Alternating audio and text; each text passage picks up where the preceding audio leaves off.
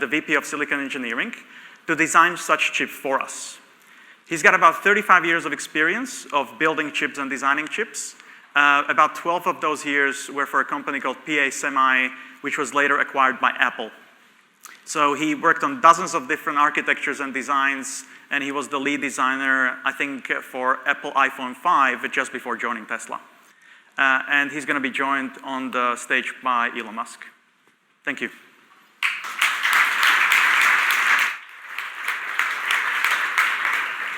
Actually, I was going to introduce Pete, but Martin's done so. Pete's just the best chip and system architect that I know in the world, and it's an honor to have you and your team at Tesla.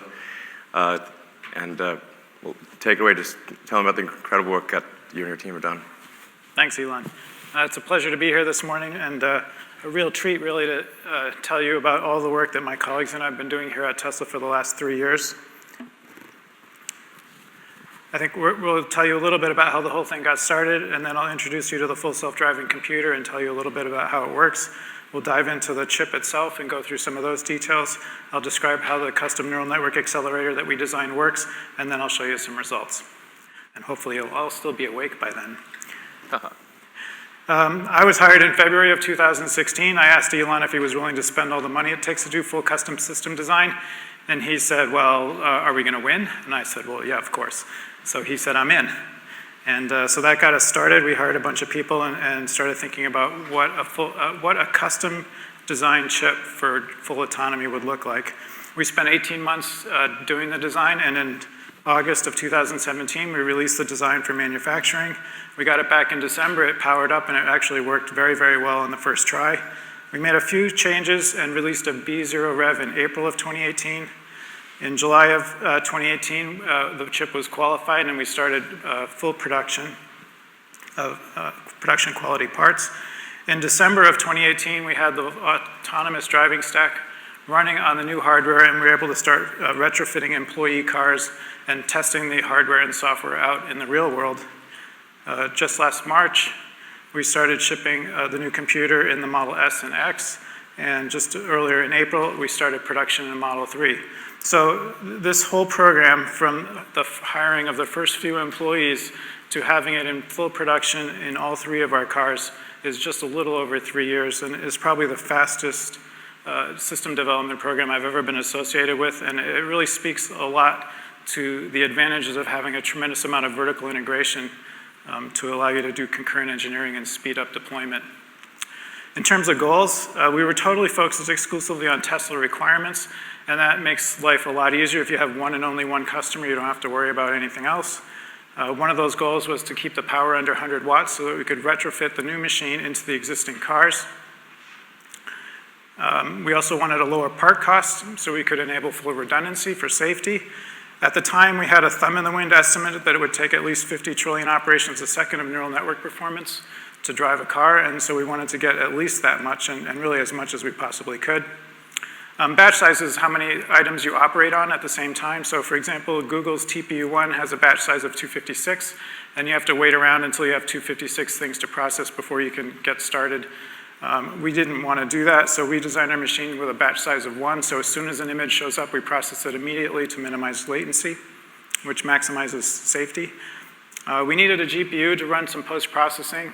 At the time, we were doing quite a lot of that, but we speculated that over time, the amount of post-processing on the GPU would decline as the neural networks got better and better, and that has actually come to pass. So we took a risk by putting a fairly modest GPU in the design, as you'll see, and that turned out to be a good bet. Security is super important. If you don't have a secure car, you can't have a safe car, so there's a lot of focus on security, and then of course safety. In terms of actually doing the chip design, as Elon alluded earlier, there was really no ground-up neural network accelerator in existence in 2016. Everybody out there was adding instructions to their CPU or GPU or DSP to make it better for inference, but nobody was really just doing it natively. So we set out to do that ourselves. And then for other components on the chip, we purchased industry standard IP for CPUs and GPUs. That allowed us to minimize the design time and also the risk to the program. Another thing that was a little unexpected when I first arrived was our ability to leverage existing teams at Tesla. Tesla had wonderful power supply design teams, signal integrity analysis, package design, system software, firmware, board designs, and a really good system validation program that we were able to take advantage of to accelerate this program. Here's what it looks like. Over there on the right, you see all the connectors for the video that comes in from the 8 cameras that are in the car. You can see the 2 self-driving computers in the middle of the board, and then on the left is the power supply and some control connections. And so I really love it when a solution is boiled down to its barest elements. You have video, computing, and power, and it's straightforward and simple. Here's the original hardware 2.5 enclosure that the computer went into, and we've been shipping for the last 2 years. Here's the new design for the FSD computer. It's basically the same, and that, of course, is driven by the constraints of having a retrofit program for the cars. I'd like to point out that this is actually a pretty small computer. It fits behind the glove box, between the glove box and the firewall in the car. It does not take up half your trunk. As I said earlier, there's 2 fully independent computers on the board. You can see them there highlighted in blue and green. To either side of the large SoC, you can see the DRAM chips that we use for storage, and then below left, you see the flash chips that represent the file system. So these are 2 independent computers that boot up and run their own operating system. Yeah, if I can add something, the general principle here is that any part of this could fail, and the car will keep driving. So you could have cameras fail, you could have power circuits fail, you could have one of the Tesla full self-driving computer chips fail, car keeps driving. The probability of this computer failing is substantially lower than somebody losing consciousness. That's the key metric, at least an order of magnitude. Yep. So one of the things that additional thing we do to keep the machine going is to have redundant power supplies in the car. So one machine's running on one power supply and the other one's on the other. The cameras are the same, so half of the cameras run on the blue power supply, the other half run on the green power supply, and both chips receive all of the video and process it independently. So in terms of driving the car, the basic sequence is collect lots of information from the world around you. Not only do we have cameras, we also have radar, GPS, maps, the IMUs, ultrasonic sensors around the car. We have wheel ticks, steering angle. We know what the acceleration and deceleration of the car is supposed to be. All of that gets integrated together to form a plan. Once we have a plan, the 2 machines exchange their independent version of the plan to make sure it's the same. And assuming that we agree, we then act and drive the car. Now, once you've driven the car with some new control, you of course want to validate it. So we validate that what we transmitted was what we intend to transmit to the other actuators in the car. And then you can use the sensor suite to make sure that it happens. So if you ask the car to accelerate or brake or steer right or left, you can look at the accelerometers and make sure that you are in fact doing that. So there's a tremendous amount of redundancy and overlap in both our data acquisition and our data monitoring capabilities here. Moving on to talk about the full self-driving chip a little bit. It's packaged in a 37.5 millimeter BGA with 1,600 balls. Most of those are used for power and ground, but plenty for signal as well. If you take the lid off, it looks like this. You can see the package substrate, and you can see the die sitting in the center there. If you take the die off and flip it over, it looks like this. There's 13,000 C4 bumps scattered across the top of the die, and then underneath that are 12 metal layers, and which is obscuring all the details of the design. So if you strip that off, it looks like this. This is a 14 nanometer FinFET CMOS process. It's 260 millimeters in size, which is a modest sized die. So for comparison, a typical cell phone chip is about 100 millimeters square, so we're quite a bit bigger than that, but a high-end GPU would be more like 600 to 800 millimeters square. So we're sort of in the middle. I would call it the sweet spot. It's a comfortable size to build. There's 250 million logic gates on there and a total of 6 billion transistors, which even though I work on this all the time, that's mind-boggling to me. The chip is manufactured and tested to AEC Q100 standards, which is a standard automotive criteria. Next, I'd like to just walk around the chip and explain all the different pieces to it. And I'm sort of going to go in the order that a pixel coming in from the camera would visit all the different pieces. So up there in the top left, you can see the camera serial interface, where you can ingest 2.5 billion pixels per second, which is more than enough to cover all the sensors that we know about. We have an on-chip network that distributes data from the memory system. So the pixels would travel across the network to the memory controllers on the right and left edges of the chip. We use industry standard LPDDR4 memory running at 4,266 gigabits per second, which gives us a peak bandwidth of 68 gigabytes a second, which is a pretty healthy bandwidth, but again, this is not like ridiculous. So we're sort of trying to stay in the comfortable sweet spot for cost reasons. The image signal processor has a 24-bit internal pipeline that allows us to take full advantage of the HDR sensors that we have around the car. It does advanced tone mapping, which helps to bring out details and shadows. And then it has advanced noise reduction, which just improves the overall quality of the images that we're using in the neural network. The neural network accelerator itself, there's 2 of them on the chip. They each have 32 megabytes of SRAM to hold temporary results and minimize the amount of data that we have to transmit on and off the chip, which helps reduce power. Each array has a 96 by 96 multiply add array with in-place accumulation, which allows us to do almost 10,000 multiply adds per cycle. There's dedicated ReLU hardware, dedicated pooling hardware, and each of these deliver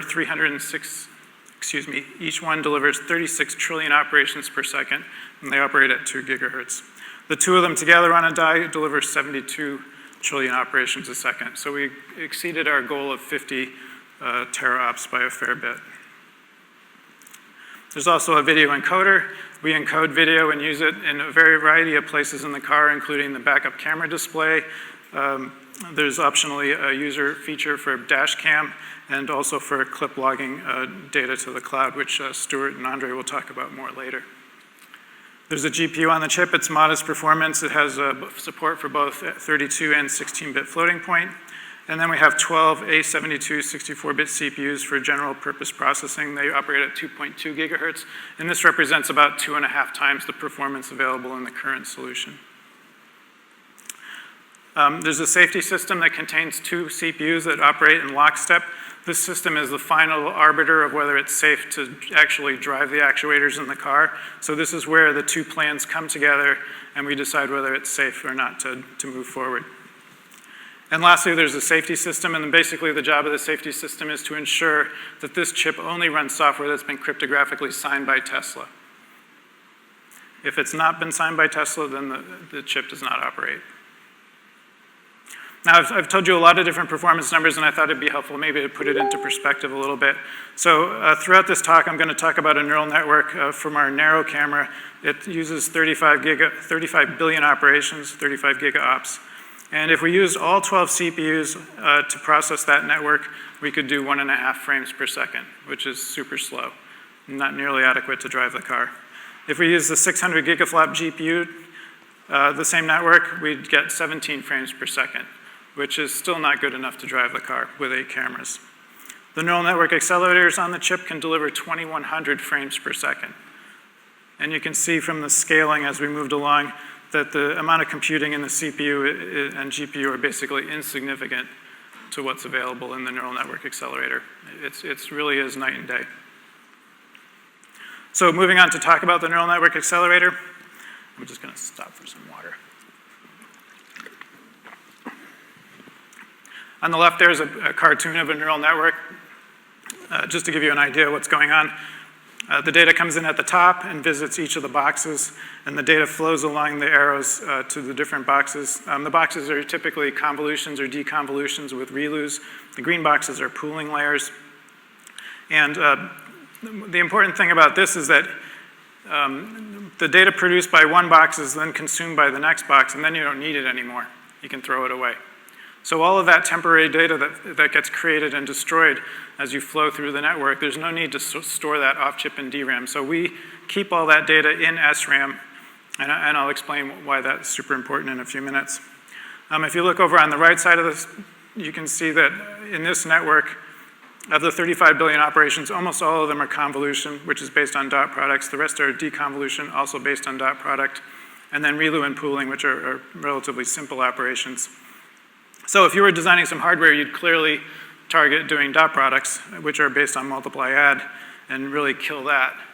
But imagine that you sped it up by a factor of 10,000. So 100% all of a sudden turns into 0.1%, 0.01%. And suddenly the ReLU and pooling operations are going to be quite significant. So our hardware design includes dedicated resources for processing ReLU and pooling as well.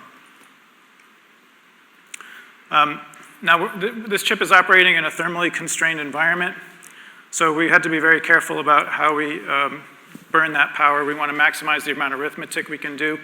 So we picked integer add. It's 9 times less energy than the corresponding floating point add.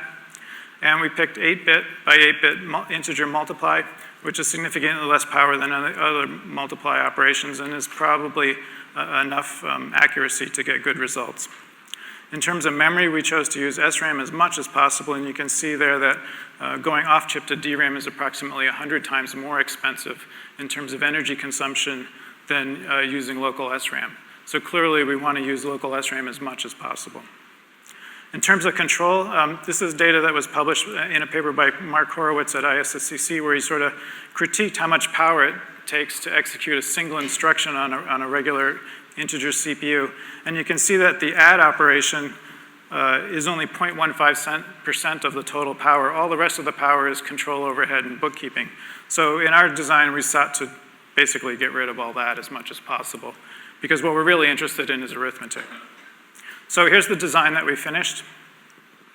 You can see that it's dominated by the 32 megabytes of SRAM. There's big banks on the left and right and in the center bottom. And then all the computing is done in the upper middle. Every single clock, we read 256 bytes of activation data out of the SRAM array, 128 bytes of weight data out of the SRAM array, and we combine it in a 96 by 96 mul add array, which performs 9,000 multiply adds per clock. At 2 gigahertz, that's a total of 36.8 teraops. Now, when we're done with the dot product, we unload the engine so that we shift the data out across the dedicated ReLU unit, optionally across a pooling unit, and then finally into a write buffer where all the results get aggregated up, and then we write out 128 bytes per cycle back into the SRAM. And this whole thing cycles along all the time, continuously. So we're doing dot products while we're unloading previous results, doing pooling, and writing back into the memory. If you add it all up, at 2 gigahertz, you need 1 terabyte per second of SRAM bandwidth to support all that work, and so the hardware supplies that. So 1 terabyte per second of bandwidth per engine. There's 2 on the chip, 2 terabytes per second. The accelerator has a relatively small instruction set. We have a DMA read operation to bring data in from memory. We have a DMA write operation to push results back out to memory. We have 3 dot product-based instructions: convolution, deconvolution, and inner product.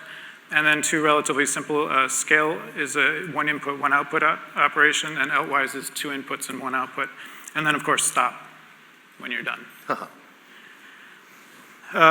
We had to develop a neural network compiler for this. So we take the neural network that's been trained by our vision team as it would be deployed in the older cars, and we take that and compile it for use on the new accelerator.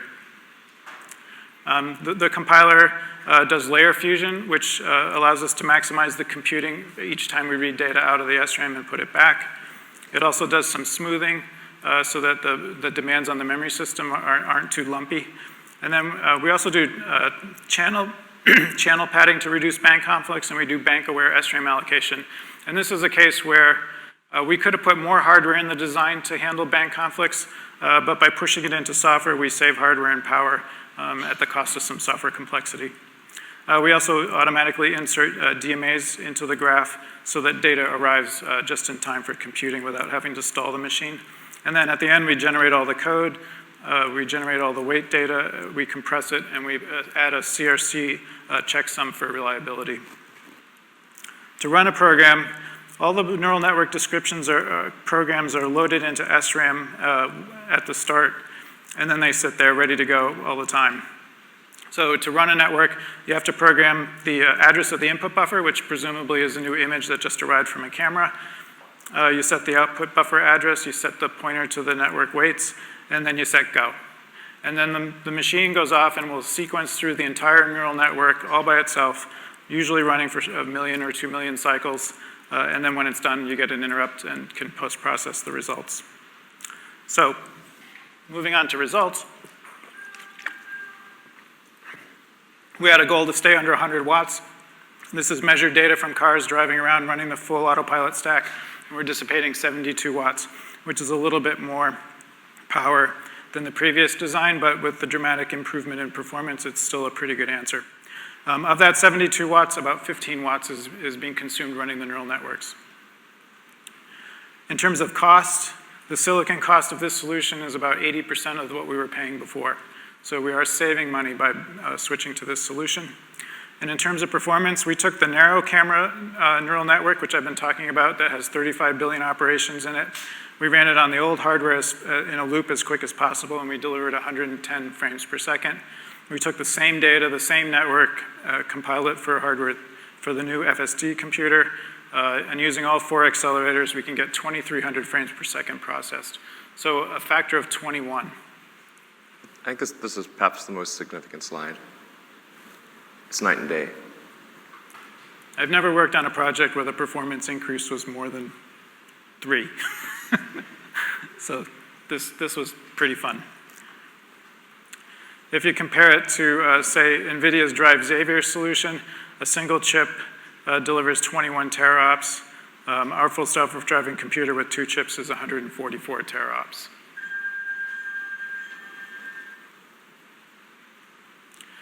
So, to conclude, I think we've created a design that delivers outstanding performance, 144 teraops for neural network processing. It has outstanding power performance. We managed to jam all of that performance into the thermal budget that we had. It enables a fully redundant computing solution. It has a modest cost. And really the important thing is that this FSD computer will enable a new level of safety and autonomy in Tesla's vehicles without impacting their cost or range.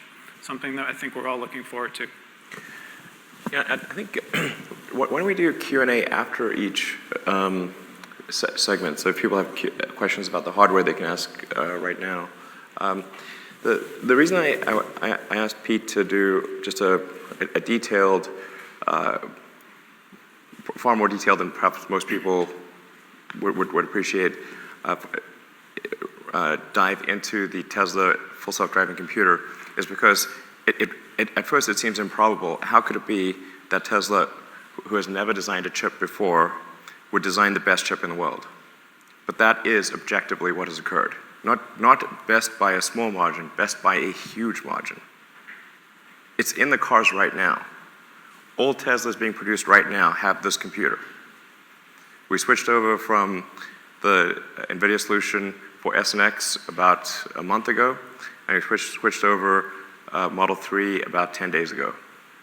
All cars being produced have all the hardware necessary, compute and otherwise, for full self-driving. I'll say that again. All Tesla cars being produced right now have everything necessary for full self-driving. All you need to do is improve the software. And later today, you will drive the cars with the development version of the improved software, and you will see for yourselves. Questions for Pete? Yep. Very impressive. I never shape and form. Questions, I saw some of this. Trip Chaudhary, Global Equities Research. Very, very impressive in every shape and form. I was wondering, like I took some notes. You are using activation function, ReLU, the rectified linear unit. But if we think about the deep neural network, it has multiple layers, and some algorithms may use different activation functions for different hidden layers, like softmax or TANH. Do you have flexibility for incorporating different activation functions rather than LU in your platform? Then I have a follow-up. Yes, we do. We have implementations of TANH and sigmoid, for example. Beautiful. One last question. Like in the nanometers, you mentioned 14 nanometers as a. I was wondering, wouldn't it make sense to come a little lower, maybe 10 nanometers 2 years down, or maybe 7? At the time we started the design, not all the IP that we wanted to purchase was available in 10 nanometer, so we finished the design in 14. It's maybe worth pointing out that we finished this design like maybe 1.5, 2 years ago and began design of the next generation. We're not talking about the next generation today, but we're about halfway through it. That will, all the things that are obvious for a next generation chip we're doing.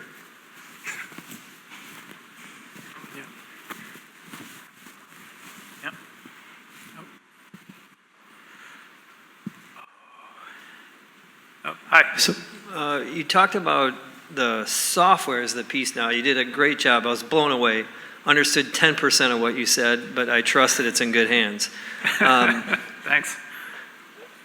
So it feels like you got the hardware pieces done, and that was really hard to do, and now you have to do the software piece. Now maybe that's outside of your expertise, but how should we think about that software piece? Well, couldn't ask for a better introduction to Andre and Stuart. But, I think, yeah. Are there any questions for the chip part before? The next part of the presentation is neural nets and software. So maybe on the chip side, the last slide was 144 trillions of operations per second versus, was it NVIDIA at 21? That's trillion? right. And maybe can you just contextualize that for a finance person, why that's so significant, that gap? Thank you. Well, I mean, it's a factor of 7 in performance delta, so that means you can do 7 times as many frames. You can run neural networks that are 7 times larger and more sophisticated. So it's a very big currency that you can spend on lots of interesting things to make the car better. I think that Xavier power usage is higher than ours. Xavier power is higher than ours, I think? Or comparable? Don't know that. I believe it's like to the best of my knowledge, the power requirements would increase at least to the same degree, a factor of 7, and costs would also increase by a factor of 7. Okay. Yeah. Great. Should we? Power is a real problem because it also reduces range. So it has the penalty for power is very high, and then you have to get rid of that power by the thermal problem becomes really significant because you got to get rid of all that power. So. Thank you very much. I think we have, a lot of quite a bit of. Just ask the questions. Sure. If you guys don't mind the day running a bit long, we're going to do the drive demos afterwards. So if anybody needs to pop out and do drive demos a little sooner, you're welcome to do that. But I do want to make sure we answer your questions. Yep.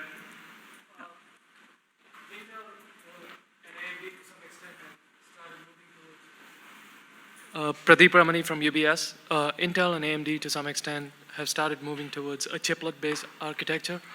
I did not notice a chiplet-based design here. Do you think that looking forward, that would be something that might be of interest to you guys from an architecture standpoint? A chiplet-based architecture? Yes. We're not currently considering anything like that. I think that's mostly useful when you need to use different styles of technology. So if you want to integrate silicon germanium or DRAM technology on the same silicon substrate, that gets pretty interesting. But until the die size gets obnoxious, I wouldn't go there. Yeah, to be clear, like the strategy here, and this started basically a little over 3 years ago, was design and build a computer that is fully optimized and aiming for full self-driving, then write software that is designed to work specifically on that computer and get the most out of that computer.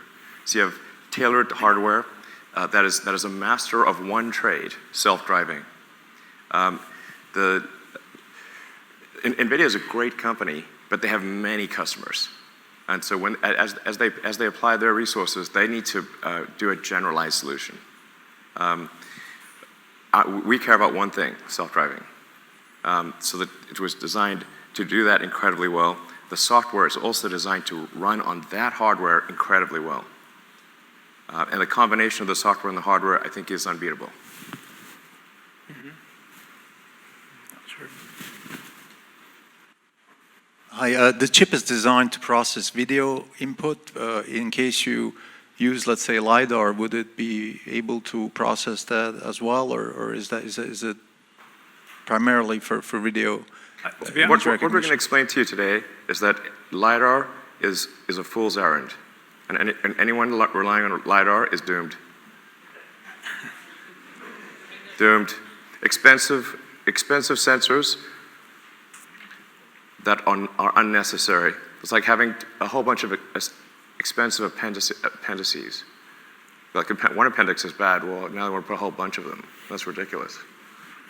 You'll see. There's somebody up here. Hi. Oh. Hi. Oh, there's a gentleman as a mic. Hi. Hi. So just two questions on the power consumption. Is there a way to maybe give us like a rule of thumb on, every watt reduces range by a certain percent or a certain amount, just so we can get a sense of how much of an improvement? A Model 3, the target consumption is 250 watts per mile.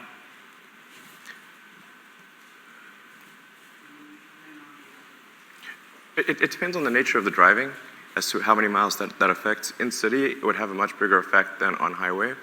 If you're driving for an hour in a city and you had a solution hypothetically that was a kilowatt, you'd lose 4 miles on a Model 3.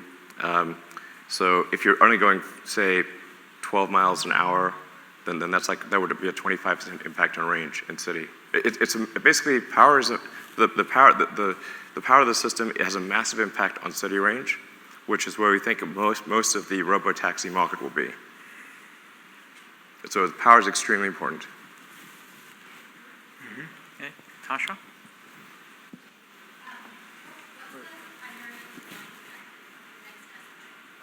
I'm sorry, I didn't hear you. Sorry, thank you.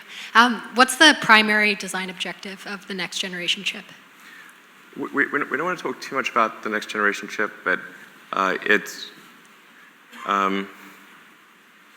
Safety. it'll be at least, let's say, 3 times better than the current system.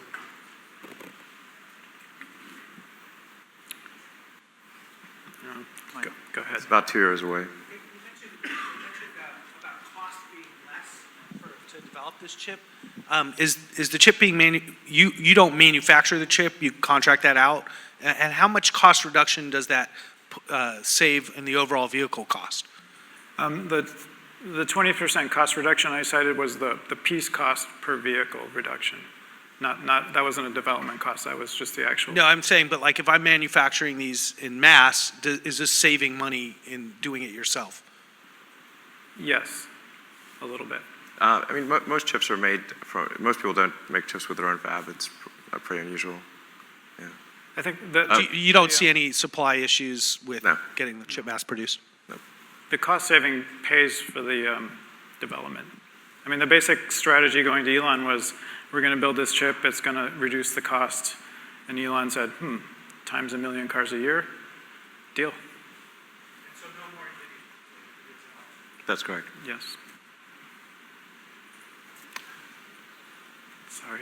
If there are really chip-specific questions, we can answer them. Otherwise, there will be a Q&A opportunity after Andre talks and after Stuart talks.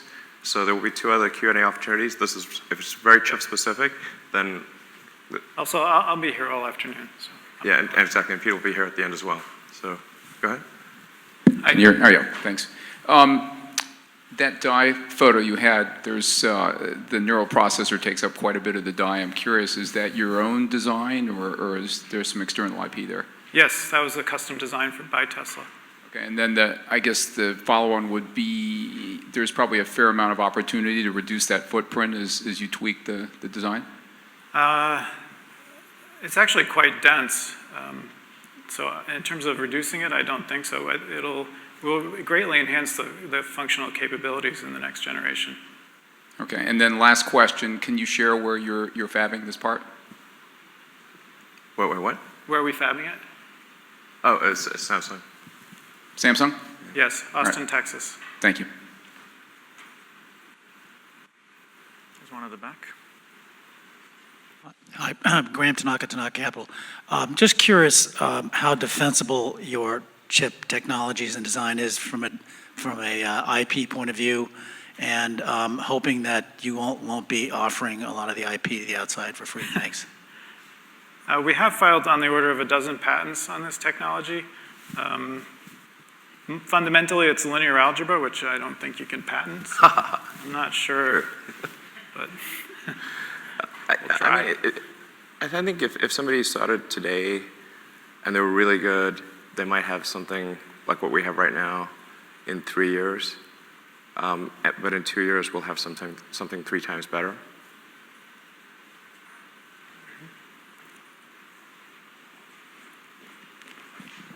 Talking about the intellectual property protection, you have the best intellectual property, and some people just steal it for the fun of it. I was wondering, if we look at few interactions with Aurora that companies, the industry believes they stole your intellectual property, I think the key ingredient that you need to protect is the weights that you associate to various parameters. Do you think your chip can do something to prevent anybody, maybe encrypt all the weights so that even you don't know what the weights are at the chip level, so that your intellectual property remains inside it and nobody knows about it and nobody can just steal it? Man, I'd like to meet the person that could do that, because I would hire them in a heartbeat. Yeah, so that'd be a hard problem. Yeah, do you want to? I mean, we do encrypt it's a hard chip to crack. So if they can crack it, it's very good. If they can then crack it and then also figure out the software and the neural net system and everything else, they can design it from scratch. Like that's a. It's our intention to prevent people from stealing all that stuff, and if they do, we hope it at least takes a long time. It will definitely take them a long time. Yeah. I mean, it's not like if it was our goal to do that, how would we do it? It'd be very difficult. But the thing that's, I think, a very powerful, sustainable advantage for us is the fleet. Nobody has the fleet. Those weights are constantly being updated and improved based on billions of miles driven. Tesla has 100 times more cars with the full self-driving hardware than everyone else combined. We have, by the end of this quarter, we'll have 500,000 cars with the full 8-camera setup, 12 ultrasonics. Some of them will still be on hardware too, but we still have the data gathering ability. And then by a year from now, we'll have over 1 million cars with full self-driving computer, hardware, everything. Yeah. Great. So we have Andre. It's just a massive data advantage. It's similar to how the Google search engine has a massive advantage because people use it. And people are effectively programming Google with their queries and their results. James?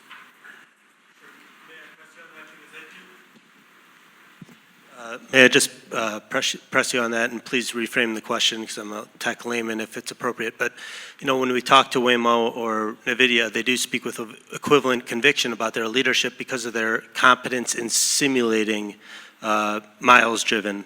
Can you talk about the advantage of having real-world miles versus simulated miles? Because I think they express that by the time you get 1 million miles, they can simulate 1 billion. And no Formula One race car driver, for example, could ever successfully complete a real-world track without driving in a simulator. Can you talk about the advantages it sounds like that you perceive to have associated with having data ingestion coming from real-world miles versus simulated miles? Absolutely. The simulator, we have quite a good simulation too, but it just does not capture the long tail of weird things that happen in the real world. If the simulation fully captured the real world, well, that would be proof that we're living in a simulation, I think. Yeah. It doesn't. I wish. But simulations do not capture the real world. The real world's really weird and messy. You need the cars on the road. We're actually going to get into that in Andre and Stuart's presentation. Yeah, sure. So, okay, why don't we move on to Andre? Great, Thanks. thank you. Thank you, everybody. Thank you very much.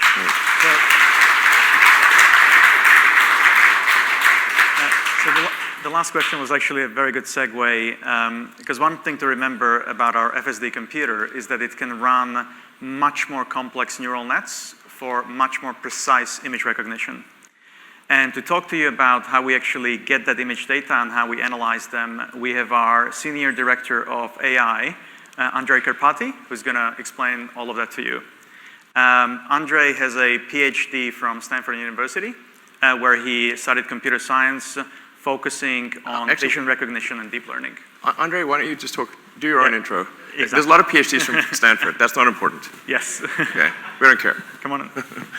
Thank you. Andre started the computer vision class at Stanford. That's much more significant. That's what matters. Just so, can you please talk about your background in a way that is not bashful? Just tell me about the stuff you've done. Yeah, and then. Sure. Yeah. So yeah, I think I've been training neural networks basically for what is now a decade. And these neural networks were not actually really used in the industry until maybe 5 or 6 years ago. So it's been some time that I've been training these neural networks, and that included institutions at Stanford, at OpenAI, at Google, and really just training a lot of neural networks, not just for images, but also for natural language, and designing architectures that couple those two modalities for my PhD.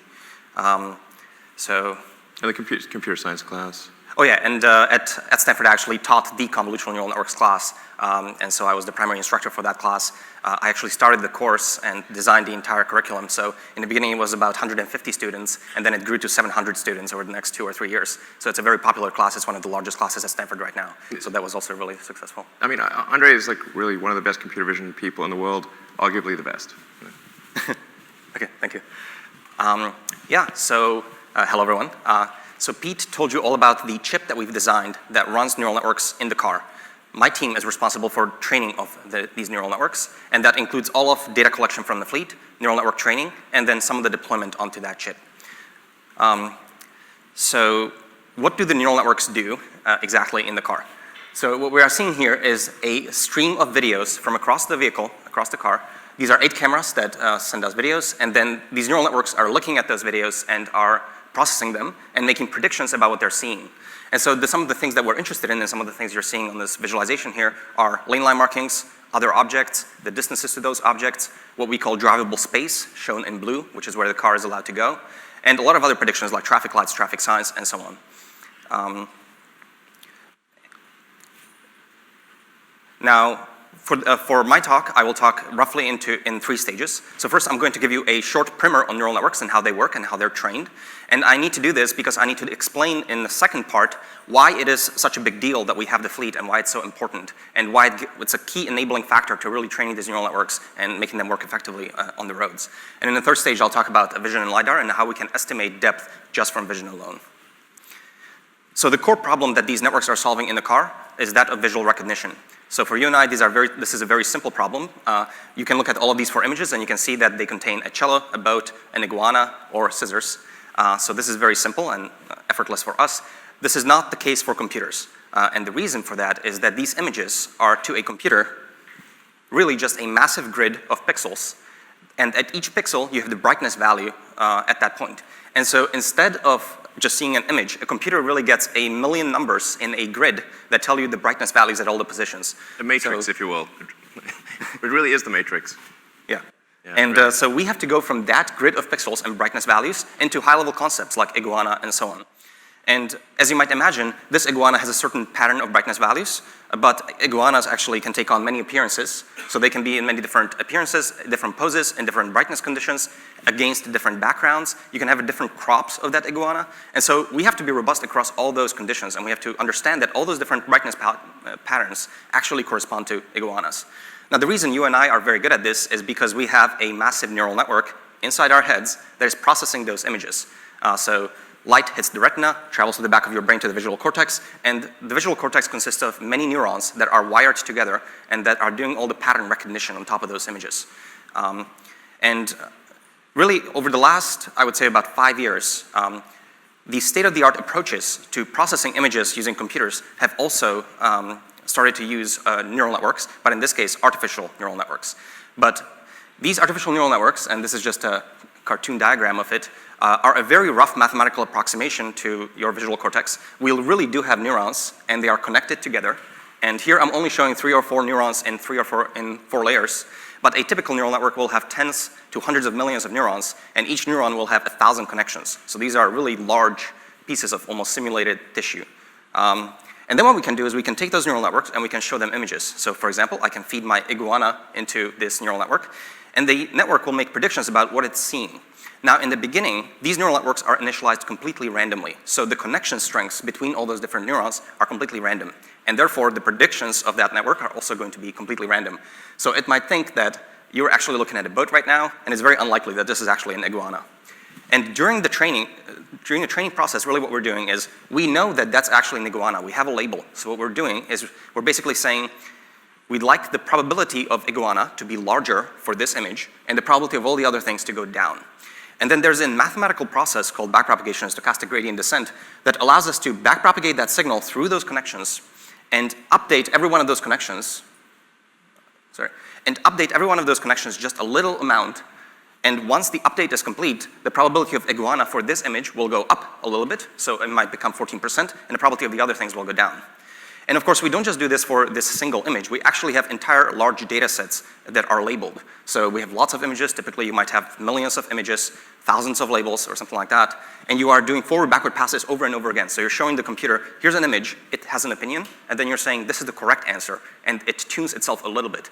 You repeat this millions of times. And sometimes you show images, the same image to the computer, hundreds of times as well.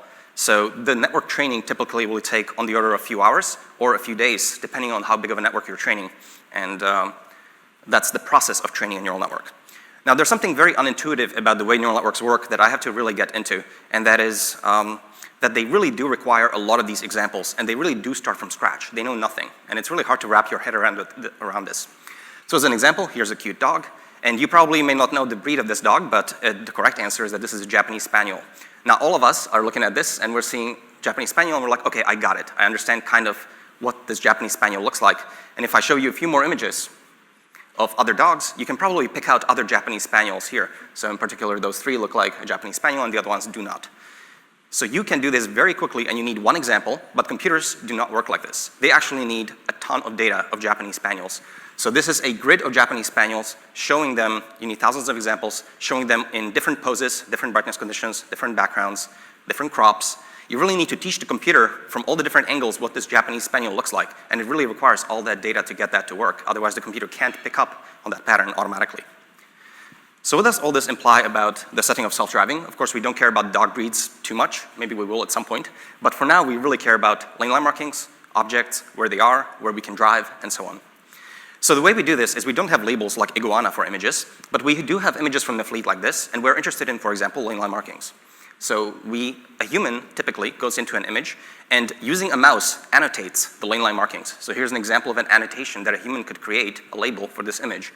And it's saying that that's what you should be seeing in this image. These are the lane line markings. And then what we can do is we can go to the fleet and we can ask for more images from the fleet.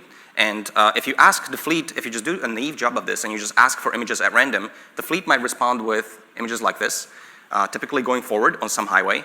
This is what, you might just get like a random collection like this, and we would annotate all that data. Now, if you're not careful and you only annotate a random distribution of this data, your network will kind of pick up on this random distribution of data and work only in that regime. So if you show it a slightly different example, for example, here is an image that actually the road is curving and it's a bit of a more residential neighborhood. Then if you show the neural network this image, that network might make a prediction that is incorrect. It might say that, okay, well, I've seen lots of times on highways, lanes just go forward, so here's a possible prediction. And of course, this is very incorrect. But the neural network really can't be blamed. It does not know that the tree on the left, whether or not it matters or not. It does not know if the car on the right matters or not towards the lane line. It does not know that the buildings in the background matter or not. It really starts completely from scratch. And you and I know that the truth is that none of those things matter. What actually matters is that there are a few white lane line markings over there in the vanishing point, and the fact that they curl a little bit should pull the prediction. Except there's no mechanism by which we can just tell the neural network, hey, those lane line markings actually matter. The only tool in the toolbox that we have is labeled data. So what we do is we need to take images like this when the network fails, and we need to label them correctly. So in this case, we will turn the lane to the right. And then we need to feed lots of images of this to the neural net. And neural net over time will basically pick up on this pattern that those things there don't matter, but those lane line markings do, and we'll learn to predict the correct lane. So what's really critical is not just the scale of the data set. We don't just want millions of images. We actually need to do a really good job of covering the possible space of things that the car might encounter on the roads. So we need to teach the computer how to handle scenarios where it's night and wet. You have all these different specular reflections, and as you might imagine, the brightness patterns in these images will look very different. We have to teach the computer how to deal with shadows, how to deal with forks in the road, how to deal with large objects that might be taking up most of that image, how to deal with tunnels, or how to deal with construction sites. And in all these cases, there's no, again, explicit mechanism to tell the network what to do. We only have massive amounts of data. We want to source all those images, and we want to annotate the correct lines, and the network will pick up on the patterns of those. Now, large and varied data sets basically make these networks work very well. This is not just a finding for us here at Tesla. This is a ubiquitous finding across the entire industry. So experiments and research from Google, from Facebook, from Baidu, from Alphabet's DeepMind, all show similar plots where neural networks really love data and love scale and variety. As you add more data, these neural networks start to work better and get higher accuracies for free. So more data just makes them work better. Now, a number of people have kind of pointed out that potentially we could use simulation to actually achieve the scale of the data sets, and we're in charge of a lot of the conditions here, and maybe we can achieve some variety in the simulator. Now, at Tesla, and that was also kind of brought up in the questions just before this. Now, at Tesla, this is actually a screenshot of our own simulator. We use simulation extensively. We use it to develop and evaluate the software. We've also even used it for training, quite successfully so. But really, when it comes to training data for neural networks, there really is no substitute for real data. The simulations have a lot of trouble with modeling appearance, physics, and the behaviors of all the agents around you. So there are some examples to really drive that point across. The real world really throws a lot of crazy stuff at you. So in this case, for example, we have very complicated environments with snow, with trees, with wind. We have various visual artifacts that are hard to simulate potentially. We have complicated construction sites, bushes, and plastic bags that can go in, that can go around with the wind. Complicated construction sites that might feature lots of people, kids, animals, all mixed in, and simulating how those things interact and flow through this construction zone might actually be completely intractable. It's not about the movement of any one pedestrian in there, it's about how they respond to each other, and how those cars respond to each other, and how they respond to you driving in that setting, and all of those are actually really tricky to simulate. It's almost like you have to solve the self-driving problem to just simulate other cars in your simulation. So it's really complicated. So we have dogs, exotic animals, and in some cases, it's not even that you can't simulate it, it's that you can't even come up with it. Yeah. So for example, I didn't know that you can have truck on truck on truck like that, but in the real world, you find this, and you find lots of other things that are very hard to really even come up with. So really, the variety that I'm seeing in the data coming from the fleet is just crazy with respect to what we have in a simulator. We have a really good simulator. Yeah, I mean, I think like simulation, you're fundamentally grading your own homework. So if you know that you're going to simulate it, okay, you can definitely solve for it. But as Andre is saying, you don't know what you don't know. The world is very weird and has millions of corner cases.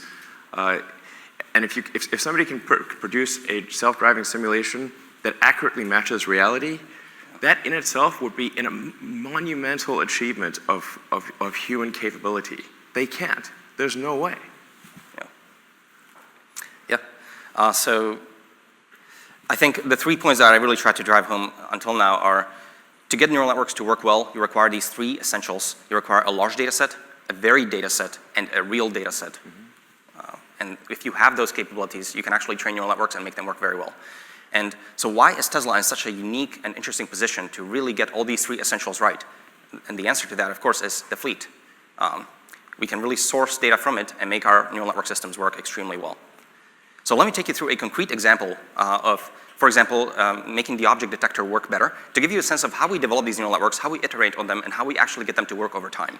So object detection is something we care a lot about. We'd like to put bounding boxes around, say, the cars and the objects here, because we need to track them and we need to understand how they might move around. So again, we might ask human annotators to give us some annotations for these, and humans might go in and might tell you that, okay, those patterns over there are cars and bicycles and so on. And you can train your neural network on this, but if you're not careful, the neural network will make mispredictions in some cases. So as an example, if we stumble by a car like this that has a bike on the back of it, then the neural network actually, when I joined, would actually create two detections. It would create a car detection and a bicycle detection. And that's actually kind of correct because I guess both of those objects actually exist. But for the purposes of the controller and the planner downstream, you really don't want to deal with the fact that this bicycle can go with the car. The truth is that that bike is attached to that car, so in terms of like just objects on the road, there's a single object, a single car. And so what you'd like to do now is you'd like to just potentially annotate lots of those images as this is just a single car. So the process that we go through internally in the team is that we take this image or a few images that show this pattern, and we have a mechanism, a machine learning mechanism by which we can ask the fleet to source us examples that look like that. And the fleet might respond with images that contains those patterns. So as an example, these 6 images might come from the fleet. They all contain bikes on backs of cars. And we would go in and we would annotate all those as just a single car, and then the performance of that detector actually improves, and the network internally understands that, hey, when the bike is just attached to the car, that's actually just a single car. And it can learn that given enough examples. And that's how we've sort of fixed that problem. I will mention that I talk quite a bit about sourcing data from the fleet. I just want to make a quick point that we've designed this from the beginning with privacy in mind, and all the data that we use for training is anonymized. Now the fleet doesn't just respond with bicycles on backs of cars. We look for lots of things all the time. So for example, we look for boats, and the fleet can respond with boats. We look for construction sites, and the fleet can send us lots of construction sites from across the world. We look for even slightly more rare cases. So for example, finding debris on the road is pretty important to us. So these are examples of images that have streamed to us from the fleet that show tires, cones, plastic bags, and things like that. If we can source these at scale, we can annotate them correctly, and the neural network can learn how to deal with them in the world. Here's another example. Animals, of course, also a very rare occurrence, an event, but we want the neural network to really understand what's going on here, that these are animals, and we want to deal with that correctly. So to summarize, the process by which we iterate on neural network predictions looks something like this. We start with a seed data set that was potentially sourced at random. We annotate that data set, and then we train neural networks on that data set and put that in the car. And then we have mechanisms by which we notice inaccuracies in the car when this detector may be misbehaving. So for example, if we detect that the neural network might be uncertain, or if we detect that, or if there's a driver intervention on any of those settings, we can create this trigger infrastructure that sends us data of those inaccuracies. And so for example, if we don't perform very well on lane line detection on tunnels, then we can notice that there's a problem in tunnels. That image would enter our unit tests so we can verify that we've actually fixing the problem over time. But now what you do is to fix this inaccuracy, you need to source many more examples that look like that. So we ask the fleet to please send us many more tunnels, and then we label all those tunnels correctly. We incorporate that into the training set, and we retrain the network, redeploy, and iterate the cycle over and over again. And so we refer to this iterative process by which we improve these predictions as the data engine. So iteratively deploying something, potentially in shadow mode, sourcing inaccuracies, and incorporating them into the training set over and over again. And we do this basically for all the predictions of these neural networks. Now, so far, I've talked about a lot of explicit labeling. So, like I mentioned, we ask people to annotate data. This is an expensive process in time, and also with respect to, it's just an expensive process. And so these annotations, of course, can be very expensive to achieve. So what I want to talk about also is really to utilize the power of the fleet. You don't want to go through this human annotation bottleneck. You want to just stream in data and automate it automatically. And we have multiple mechanisms by which we can do this. So as one example of a project that we recently worked on is the detection of cut-ins. So you're driving down the highway, someone is on the left or on the right, and they cut in front of you into your lane. So here's a video showing the autopilot detecting that this car is intruding into our lane. Now, of course, we'd like to detect a cut-in as fast as possible. So the way we approach this problem is we don't write explicit code for, is the left blinker on, is the right blinker on, track the cuboid over time and see if it's moving horizontally. We actually use a fleet learning approach. So the way this works is we ask the fleet to please send us data whenever they see a car transition from a right lane to the center lane, or from left to center. And then what we do is we rewind time backwards, and we automatically can annotate that, hey, that car will in 1.3 seconds cut in front of you. And then we can use that for training the neural net. And so the neural net will automatically pick up on a lot of these patterns. So for example, the cars are typically yawed. They're moving this way. Maybe the blinker is on. All that stuff happens internally inside the neural net just from these examples. So we ask the fleet to automatically send us all this data. We can get 500,000 or so images, and all of these would be annotated for cut-ins, and then we trained the network. And then we took this cut-in network and we deployed it to the fleet, but we don't turn it on yet. We run it in shadow mode. And in shadow mode, the network is always making predictions. Hey, I think this vehicle is going to cut in from the way it looks. This vehicle is going to cut in. And then we look for mispredictions. So as an example, this is a clip that we had from shadow mode of the cut-in network. And it's kind of hard to see, but the network thought that the vehicle right ahead of us on the right was going to cut in. And you can sort of see that it's slightly flirting with the lane line. It's sort of encroaching a little bit. And the network got excited and it thought that that was going to be cut in. That vehicle will actually end up in our center lane. That turns out to be incorrect, and the vehicle did not actually do that. So what we do now is we just churn the data engine. We source that ran in the shadow mode, is making predictions. It makes some false positives, and there are some false negative detections. So we got overexcited and sometimes we missed a cut-in when it actually happened. All those create a trigger that streams to us, and that gets incorporated now for free. There's no humans harmed in the process of labeling this data. Incorporated for free into our training set. We retrain the network and redeploy the shadow mode. And so we can spin this a few times, and we always look at the false positives and negatives coming from the fleet. And once we're happy with the false positive, false negative ratio, we actually flip the bit and actually let the car control to that network. And so you may have noticed, we actually shipped one of our first versions of a cut-in detector approximately, I think, 3 months ago. So if you've noticed that the car is much better at detecting cut-ins, that's fleet learning operating at scale. Yes, it actually works quite nicely. So that's fleet learning. No humans were harmed in the process. It's just a lot of neural network training based on data and a lot of shadow mode and looking at those results.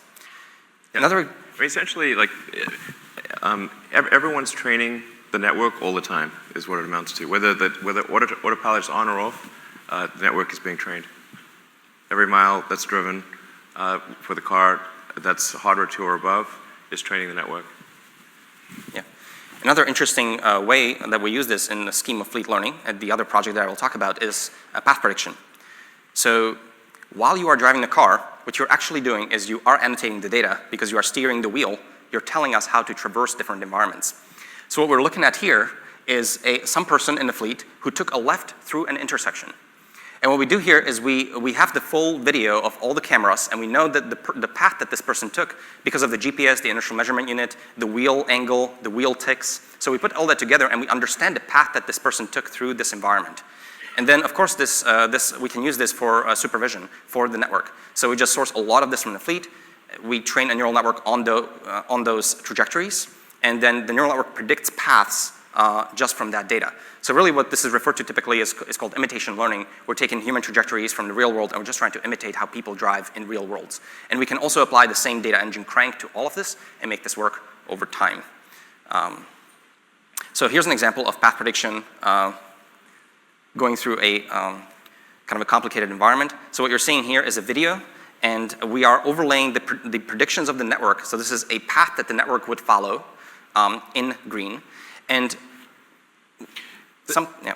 I mean, the crazy thing is, the network is predicting paths it can't even see with incredibly high accuracy. It can't see around the corner, but it's saying the probability of that curve is extremely high. So that's the path. And it nails it. You will see that in the cars today. We're going to turn on augmented vision so you can see the lane lines and the path predictions of the cars overlaid on the video. Yeah. There's actually more going on under the hood that you can even tell. I mean, it's kind of scary, to be honest. Yeah. And of course, there's a lot of details I'm skipping over. You might not want to annotate all the drivers. You might want to just imitate the better drivers, and there's many technical ways that we actually slice and dice that data. But the interesting thing here is that this prediction is actually a 3D prediction that we project back to the image here. So the path here forward is a 3-dimensional thing that we're just rendering in 2D. But we know about the slope of the ground from all of this, and that's actually extremely valuable for driving. So path prediction actually is live in the fleet today, by the way. So if you're driving cloverleafs, if you're in a cloverleaf on a highway, until maybe 5 months ago or so, your car would not be able to do cloverleaf. Now it can. That's path prediction running live on your cars. We've shipped this a while ago. And today you are going to get to experience this for traversing intersections. A large component of how we go through intersections in your drives today is all sourced from path prediction from automatic labels.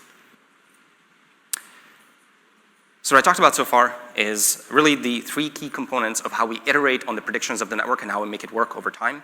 You require a large, varied, and real data set. We can really achieve that here at Tesla. And we do that through the scale of the fleet, the data engine, shipping things in shadow mode, iterating that cycle. and potentially even using fleet learning where no human annotators are harmed in the process, and just using data automatically, and we can really do that at scale. So in the next section of my talk, I'm going to especially talk about depth perception using vision only. So you might be familiar that there are at least 2 sensors in the car. One is vision, cameras, just getting pixels, and the other is LiDAR that a lot of companies also use. And LiDAR gives you these point measurements of distance around you. Now, one thing I'd like to point out, first of all, is you all came here, you drove here, many of you, and you used your neural net and vision. You were not shooting lasers out of your eyes, and you still ended up here. We might have. So things went well. Can't speak for everyone. So clearly, the human neural net derives distance and all the measurements and the 3D understanding of the world just from vision. It actually uses multiple cues to do so. I'll just briefly go over some of them, just to give you a sense of roughly what's going on inside.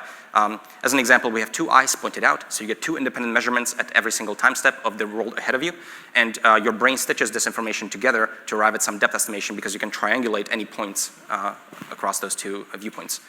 A lot of animals, instead, have eyes that are positioned on the sides, so they have very little overlap in their visual fields, so they will typically use structure from motion, and the idea is that they bob their heads, and because of the movement, they actually get multiple observations of the world, and you can triangulate, again, depths. And even with one eye closed and completely motionless, you can still have some sense of depth perception. If you did this, I don't think you would notice me coming 2 meters towards you or 100 meters back, and that's because there are a lot of very strong monocular cues that your brain also takes into account. This is an example of a pretty common visual illusion where you have, these 2 blue bars are identical, but your brain, the way it stitches up the scene, is it just expects one of them to be larger than the other because of the vanishing lines of this image. So your brain does a lot of this automatically. And neural nets, artificial neural nets can as well. So let me give you 3 examples of how you can arrive at depth perception from vision alone. A classical approach and 2 that rely on neural networks. So here's a video going down, I think this is San Francisco, of a Tesla. So these are our cameras, our sensing, and we're looking at I'm only showing the main camera, but all the cameras are turned on, the 8 cameras of the autopilot. And if you just have this 6-second clip, what you can do is you can stitch up this environment in 3D using multi-view stereo techniques. So this is supposed to be a video. Is it not a video? Oh, I know it's a video. There we go. So this is the 3D reconstruction of those 6 seconds of that car driving through that path. And you can see that this information is very well recoverable from just videos. And roughly that's through process of triangulation and, as I mentioned, multi-view stereo. And we've applied similar techniques, slightly more sparse and approximate, also in the car. So it's remarkable. All that information is really there in the sensor, and just a matter of extracting it. The other project that I want to briefly talk about is, as I mentioned, there's nothing about neural network. Neural networks are very powerful visual recognition engines. And if you want them to predict depth, then you need to, for example, look for labels of depth, and then they can actually do that extremely well. So there's nothing limiting networks from predicting this monocular depth except for labeled data. So one example project that we've actually looked at internally is we use the forward-facing radar, which is shown in blue, and that radar is looking out and measuring depths of objects, and we use that radar to annotate what vision is seeing, the bounding boxes that come out of the neural networks. So instead of human annotators telling you, okay, this car in this bounding box is roughly 25 meters away, you can annotate that data much better using sensors. So you use sensor annotation. So as an example, radar is quite good at that distance. You can annotate that, and then you can train a neural network on it. And if you just have enough data of it, this neural network is very good at predicting those patterns. So here's an example of predictions of that. So in circles, I'm showing radar objects. And the cuboids that are coming out here are purely from vision. So the cuboids here are just coming out of vision, and the depth of those cuboids is learned via sensor annotation from the radar. So if this is working very well, then you would see that the circles in the top-down view would agree with the cuboids, and they do. And that's because neural networks are very competent at predicting depths. They can learn the different sizes of vehicles internally, and they know how big those vehicles are, and you can actually derive depth from that quite accurately. The last mechanism I will talk about very briefly is slightly more fancy and gets a bit more technical, but it is a mechanism that has recently, there's a few papers basically over the last year or 2 on this approach. It's called self-supervision. So what you do in a lot of these papers is you only feed raw videos into neural networks with no labels whatsoever, and you can still get neural networks to learn depth. And it's a little bit technical, so I can't go into the full details, but the idea is that the neural network predicts depth at every single frame of that video, and then there are no explicit targets that the neural network is supposed to regress to with the labels, but instead, the objective for the network is to be consistent over time.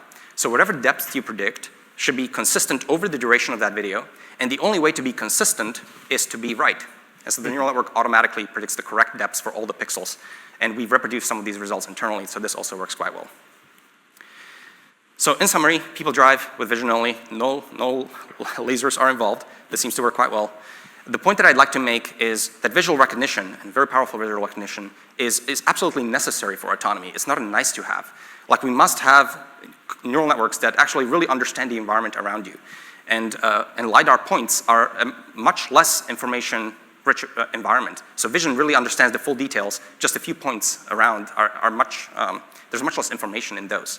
So as an example, on the left here, is that a plastic bag or is that a tire? A LiDAR might just give you a few points on that, but vision can tell you which one of those two is true, and that impacts your control. Is that person who is slightly looking backwards, are they trying to merge into your lane on the bike, or are they just going forward?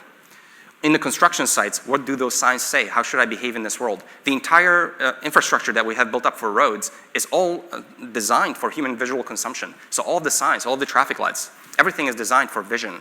And so that's where all that information is, and so you need that ability. Is that person distracted and on their phone? Are they going to walk into your lane? Those answers to all these questions are only found in vision and are necessary for level 4, level 5 autonomy. And that is the capability that we are developing at Tesla. And this is done through combination of large-scale neural network training, through data engine and getting that to work over time, and using the power of the fleet. And so in this sense, LiDAR is really a shortcut. It sidesteps the fundamental problems, the important problem of visual recognition that is necessary for autonomy. And so it gives a false sense of progress, and it's ultimately a crutch. It does give like really fast demos. So if I was to summarize the entire, my entire talk in one slide, it would be this. All of autonomy, because you want level 4, level 5 systems that can handle all the possible situations in 99.99% of the cases. And chasing some of the last few nines is going to be very tricky and very difficult, and is going to require a very powerful visual system. So I'm showing you some images of what you might encounter in any one slice of that 9. So in the beginning, you just have very simple cars going forward. Then those cars start to look a little bit funny. Then maybe you have bikes on cars. Then maybe you have cars on cars. Then maybe you start to get into really rare events like cars turned over or even cars airborne. We see a lot of things coming from the fleet. And we see them at some rate, at like a really good rate compared to all of our competitors. And so the rate of progress at which you can actually address these problems, iterate on the software, and really feed the neural networks with the right data, that rate of progress is really just proportional to how often you encounter these situations in the wild. And we encounter them significantly more frequently than anyone else, which is why we're going to do extremely well. Thank you. Thanks.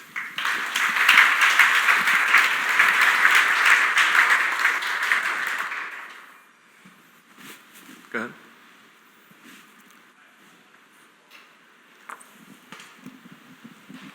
It's all super impressive. Thank you so much. How much data, how many pictures are you collecting on average from each car per period of time? And then it sounds like the new hardware with the dual active computers gives you some really interesting opportunities to run in full simulation one copy of the neural net while you're letting the other one drive the car and compare the results to do quality assurance. And then I was also wondering if there are other opportunities to use the computers for training when they're parked in the garage for the 90% of the time that I'm not driving my Tesla around. Thank you very much. Yep. So for the first question, how much data do we get from the fleet? So it's really important to point out, it's not just the scale of the data set, it really is the variety of that data set that matters. If you just have lots of images of something going forward on the highway, at some point the neural net just gets it. You don't need that data. So we are really strategic in how we pick and choose, and the trigger infrastructure that we've built up is quite sophisticated and allows us to get just the data that we need right now. And so it's not a massive amount of data, it's just very well picked data. For the second question, with respect to redundancy, absolutely, you can run basically the copy of the network on both, and that is actually how it's designed to achieve a level 4, level 5 system that is redundant. So that's absolutely the case. And your last question, I'm sorry, I did not. Training. The car is an inference optimized computer We do have a major program at Tesla, which we don't have enough time to talk about today, called Dojo. That's a super powerful training computer. The goal of Dojo will be to be able to take in vast amounts of data and train at a video level and do unsupervised massive training of vast amounts of video with the Dojo program, Dojo computer. But that's for another day. Oh, yeah.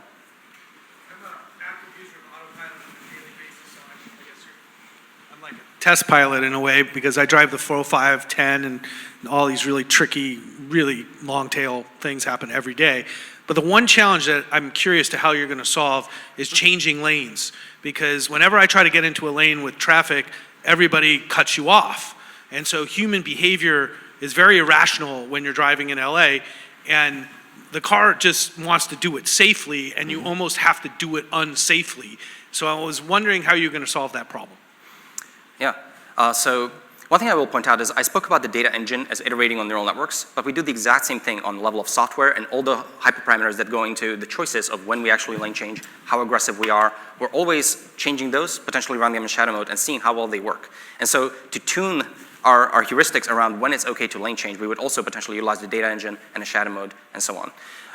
Ultimately, actually designing all the different heuristics for when it's okay to lane change is actually a little bit intractable, I think, in the general case. And so ideally, you actually want to use fleet learning to guide those decisions. So when do humans lane change, in what scenarios, and when do they feel it's not safe to lane change? And let's just look at a lot of the data and train machine learning classifiers for distinguishing when it is safe to do so. And those machine learning classifiers can write much better code than humans because they have the massive amount of data backing that. So they can really tune all the right thresholds and agree with humans and do something safe. Well, I think we'll probably have a mode that goes beyond Mad Max mode to LA traffic mode. Yeah. Well, you know, Mad Max would have a hard time in LA traffic, I think. Yeah, so really it's a trade-off. Like, you don't want to create unsafe situations, but you want to be assertive. But that little dance of how you make that work as a human is actually very complicated, and it's very hard to write it in code. But I think we really do, it really does seem like machine learning approach is kind of like the right way to go about it, where we just look at a lot of ways that people do this and try to imitate that. We're just being like more conservative right now. And then as we gain higher and higher confidence, we'll allow users to select a more aggressive mode. That'll be up to the user. But in the more aggressive modes, in trying to merge in traffic, there is a slight, I mean, no matter how many there's a slight chance of like a fender bender. Not a serious accident, but you basically will have a choice of, do you want to have a non-zero chance of a fender bender on freeway traffic, which is unfortunately the only way to navigate LA traffic. Yes. Yeah. Yes. Yeah. Yes. Yeah. I mean, yes. Yes. And it always reminds me of like LA Story. This movie was a great movie. Yeah, it's very solid because there's this game of chicken that's going on. Yeah. We'll offer more aggressive options over time that will be user specified. Yes, Mad Max Plus, exactly. Yeah. Hello? Hi, Jed Dorsheimer from Canaccord Genuity. Thank you and congratulations on everything that you've developed. When we look at the AlphaZero project, it was a very defined and limited variable in terms of the parameters on that, which allowed for the learning curve to be so quick. The risk, or what you're trying to do here is almost develop consciousness in the cars through the neural network. And so I guess the challenge is, how do you not create a circular reference in terms of the pulling from the centralized model of the fleet to that handoff where the car has enough information? Where is that line, I guess, in terms of the point of the learning process to handing it off where there's enough information in the car and not having to pull from the fleet? Well, the car can operate if it's completely disconnected from the fleet. It uploads the training that's better and better as the fleet gets better and better. So simply, if you disconnected it from the fleet, from that point onwards, it would stop getting better, but it would still function fine.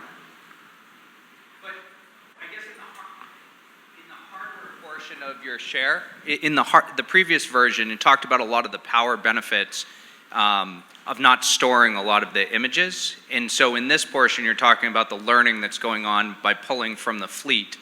I guess I'm having a hard time reconciling how, if there was a situation where I'm driving up the hill, as you showed, and I'm predicting where the road is going to go, that's coming from all of the other fleet variables that led to that intelligence. How I'm getting the benefit of the low power using the cameras with the neural network. That's where I'm losing the two. Maybe it's just me, but I guess that's. I mean, the compute power in the full self-driving computer is incredible, and maybe we should mention that if it had never seen that road before, it would still have made those predictions, provided it was a road in the United States.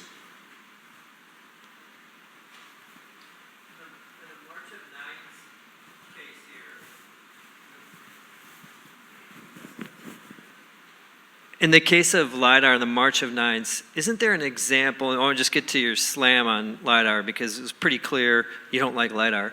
In this, LiDAR's lame. LiDAR is lame. That isn't there like a case where at some point 99999 down the road where actually LiDAR may be helpful, and why not have it as some sort of a redundancy or backup? So that's my first question.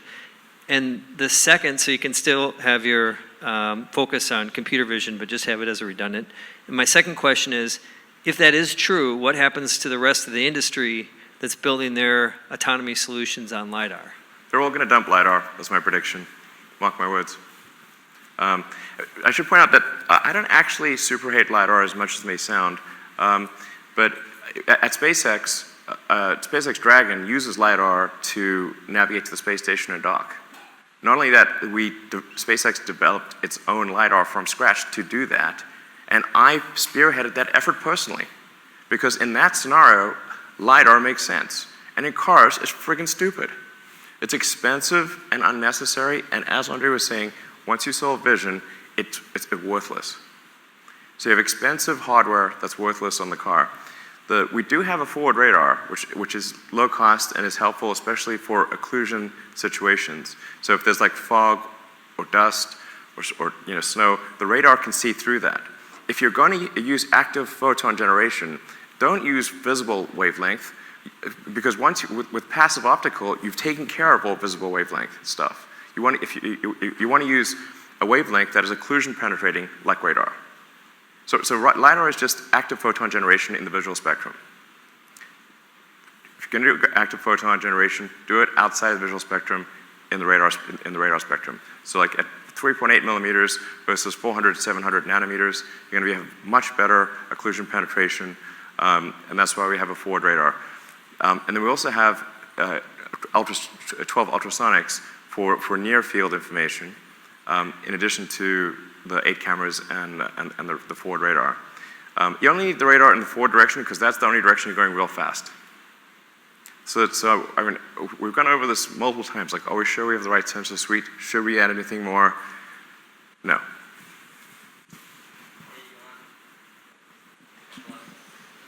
Okay. Hi. Right here. So you had mentioned that you asked the fleet for the information that you're looking for some of the vision. I have two questions about that. It sounds like the cars are doing some computation to determine what kind of information to send back to you. Is that a correct assumption? And are they doing that in real time, or are they doing based on stored information? Yep. So they absolutely do computation in real time on the car.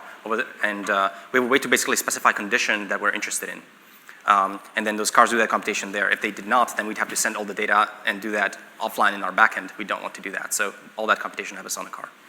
So it's based on that question, it sounds like you guys are in a really good position to have currently 500,000 cars, in the future potentially millions of cars that are essentially computers representing almost free data centers for you to do computational. Is that a huge future opportunity for Tesla? It's current. That is a current opportunity, and that's not really factored in for anything yet.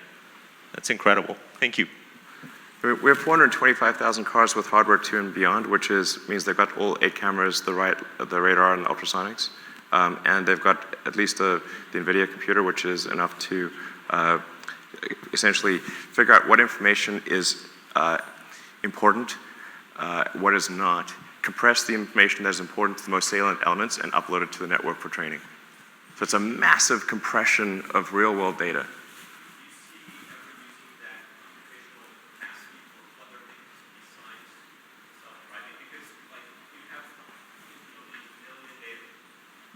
You have these sort of network of millions of computers, which is like massive data centers, essentially, that are distributed data centers for computational capacity. Do you see it being used for other things besides self-driving in the future?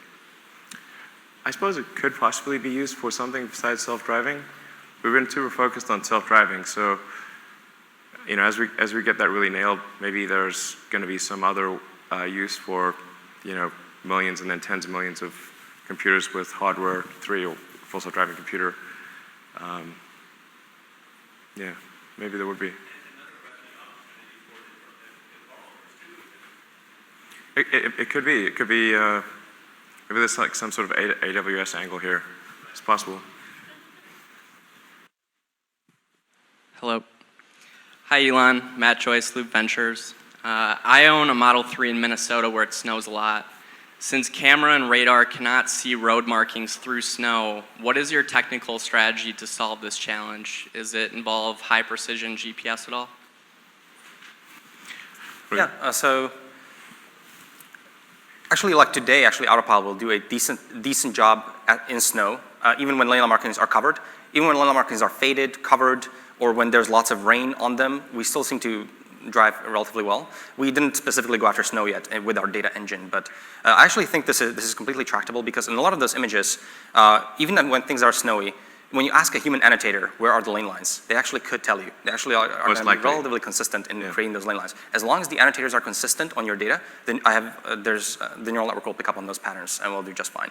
So it's really just about, is the signal there, even for the human annotator? If the answer to that is yes, then the neural network can do it just fine.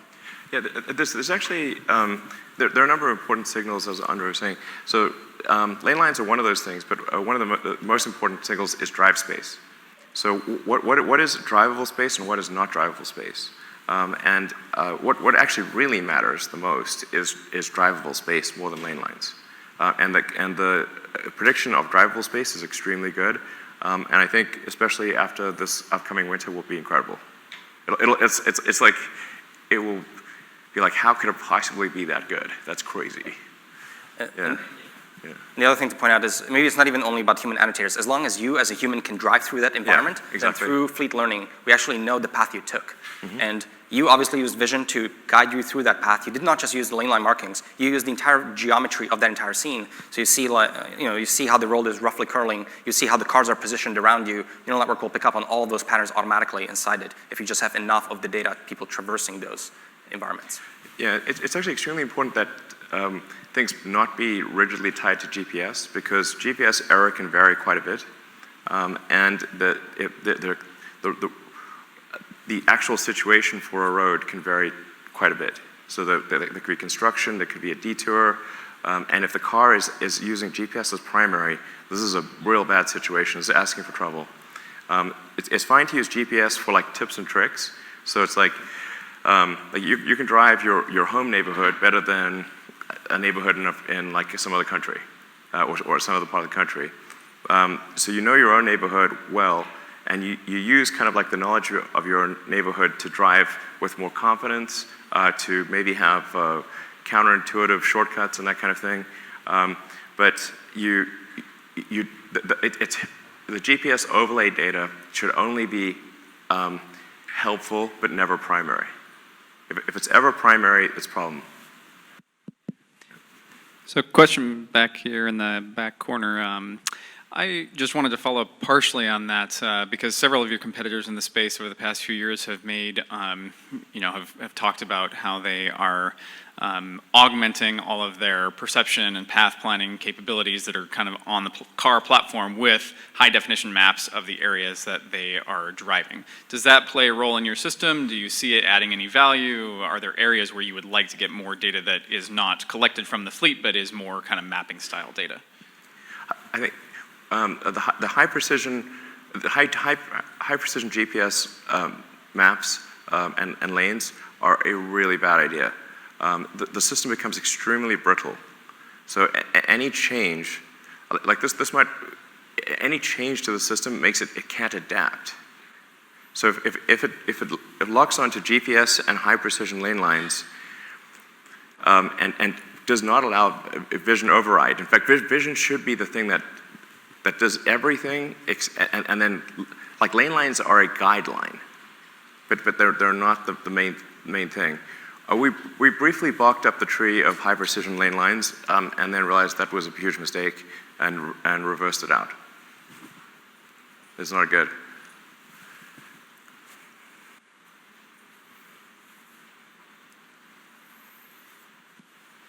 So this is very helpful for understanding annotation, where the objects are and how the car drives, but what about the negotiation aspect for parking and roundabouts and other things where there are other cars on the road that are human driven, where it's more art than science? It does pretty good, actually. Like with cut-ins and stuff, it's doing really well. Yeah, so like I mentioned, we're using a lot of machine learning right now in terms of predicting, kind of creating an explicit representation of what the road looks like, and then there's an explicit planner and a controller on top of that representation, and there's a lot of heuristics for how to traverse and negotiate and so on. There is a long tail, just like in what visual environments look like, there's a long tail in just those negotiations and a little game of chicken that you play with other people and so on. And so I think we have a lot of confidence that eventually there must be some kind of a fleet learning component to how you actually do that, because writing all those rules by hand is going to quickly plateau, I think. Yeah, we've dealt with this issue with cut-ins, and it's like we'll allow gradually more aggressive behavior on the part of the user. You just dial the setting up and say, be more aggressive, be less aggressive, drive easy, chill mode, aggressive. Yeah. Incredible progress, phenomenal. Two questions. First, in terms of platooning, do you think the system is geared? Because somebody asked about when there is snow on the road, but if you have platooning feature, you can just follow the car in front. Is your system capable of doing that? Then I have two follow-ups. So you're asking about platooning. So I think we could absolutely build those features, but again, if you just train neural networks, for example, on imitating humans already follow the car ahead, and so that neural network actually incorporates those patterns internally. It figures out that there's a correlation between the way the car ahead of you faces and the path that you are going to take. But that's all done internally in the net. So you're just concerned with getting enough data and the tricky data, and the neural network training process actually is quite magical. Does all the other stuff automatically. So you turn all the different problems into just one problem. Just collect your data set and use neural network training. Yeah, there's three steps to self-driving. There's being feature complete, then there's being feature complete to the degree that where we think that the person in the car does not need to pay attention, and then there's being at a reliability level where we've also convinced regulators that that is true. So there's kind of like three levels. We expect to be feature complete in self-driving this year, and we expect to be confident enough from our standpoint to say that we think people do not need to touch the wheel, look out of the window, sometime probably around, I don't know, second quarter of next year. And then we start to expect to get regulatory approval, at least in some jurisdictions, for that towards the end of next year. That's roughly the timeline that I expect things to go on. And probably for trucks, the platooning will be approved by regulators before anything else. And you could have maybe if you're doing long haul freight, you could have one driver in the front and then have 4 semis trailing behind in a platooning manner, and I think that probably the regulators will be quicker to approve that than other things. Perfect. regarding, of course, you don't have to convince us LiDAR is a technology, in my opinion, which has an answer looking for a question probably dead. I mean, this is very impressive what we saw today, and probably demo could show something more. I was wondering, what is the maximum dimension of a matrix that you may be having in your training or in your deep learning pipeline, ballpark figure? Maximum dimension of the matrix. So, you're doing a lot of matrix multiply operations inside the neural network. You're asking about there's many different ways to answer that question, but I'm not 100% sure if they're useful. They're useful answers. These neural networks will typically have, like I mentioned, about tens to hundreds of millions of neurons. Each of them will, on average, have about 1,000 connections to neurons below. So those are the typical scales that are kind of used across the industry, and also that we would use as well. Yeah, I've been actually very impressed by the rate of improvement on autopilot the past year on my Model 3. The two scenarios I wanted your feedback on. Last week, the first scenario was I was on the right-hand most lane of the freeway, and there was a highway on-ramp. And then my Model 3 actually was able to detect the two cars on the side, slow down and let the car go in front of me and one car go behind me. And I was like, oh my gosh, this is like insane. Like I didn't think my Model 3 could do that. So that was like super impressive. But the same week, another scenario, which is I was on the right-hand lane again, but my right-hand lane was merging with the left lane. And it wasn't an on-ramp, it's just a normal freeway lane. And my Model 3 wasn't able to detect really that situation, and I wasn't able to slow down or speed up, and I had to intervene, kind of. So can you, from your perspective, kind of share kind of the background on how a neural net would, how Tesla might adjust for that, and like how that could be improved over time? Yeah, so like I mentioned, we have a very sophisticated trigger infrastructure. If you have intervened, it's actually potentially likely that we receive that clip and that we can actually analyze it and see what happened and tune the system. So it probably enters some statistics over, okay, at what rate are we correctly merging the traffic? And we look at those numbers and we look at the clips and we see what's wrong and we try to fix those clips and make progress against those benchmarks. So, yeah.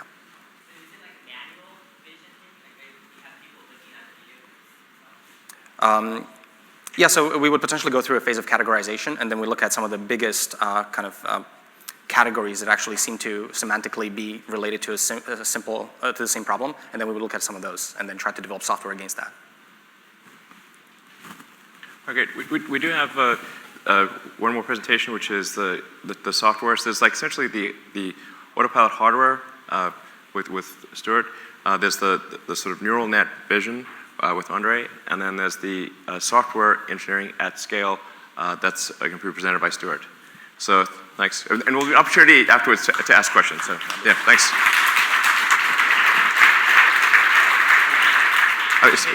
I just wanted to very briefly say, if you have an early flight and you want to do a test ride with our latest development software, if you could please speak to my colleague Anne or drop her an email, and we can take you out for a test ride. And Stuart, over to you.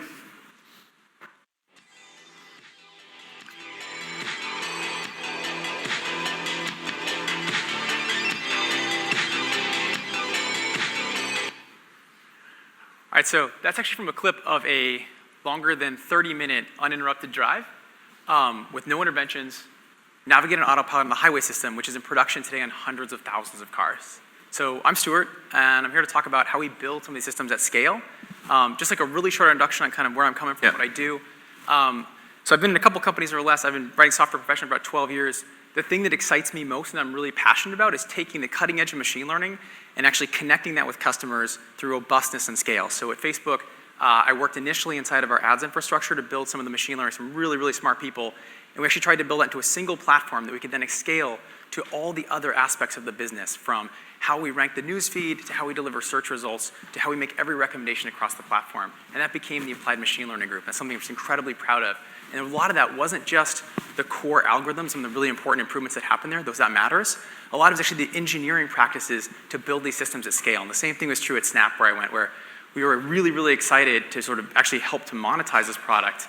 But the hardest part, we were using Google at the time, and they were effectively, running us on a very small scale. And we wanted to build that same infrastructure. We take our understanding of these users, connect that with cutting-edge machine learning, build that at massive scale, and handle billions and then trillions of both predictions and auctions every day in a way which is really robust. And so when the opportunity came to come to Tesla, that's something I'm just like incredibly excited to do, which is specifically take the amazing things that are happening both in the hardware side and the computer vision and AI side, and actually package that together with all the planning, the controls, the testing, the kernel patching of the operating system, all of our continuous integration, our simulation, and actually build that into a product we get onto people's cars in production today. And so I want to talk about the timeline for how we did that with Navigate on Autopilot and how we're going to do that as we get Navigate on Autopilot off the highway and onto city streets. So we're at 70 million miles already for Navigate on Autopilot. It's something we're like really, really cool. And I think one thing that is worth kind of calling out on this is that we're continuing to accelerate and keep learning from this data. Like Andre talked about this data engine, as this accelerates up, we actually do make more and more assertive lane changes. We are learning from these cases where people intervene, either because they failed to detect a merge correctly or because they wanted the car to be a little more peppy in different environments, and we just want to keep making that progress. So to start all of this, we begin with trying to understand the world around us. And we talked about the different sensors in the vehicle, but I want to dig in a little bit more here.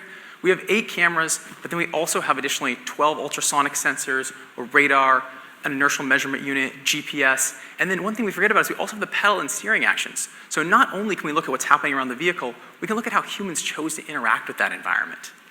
And so I'll talk to this clip right now.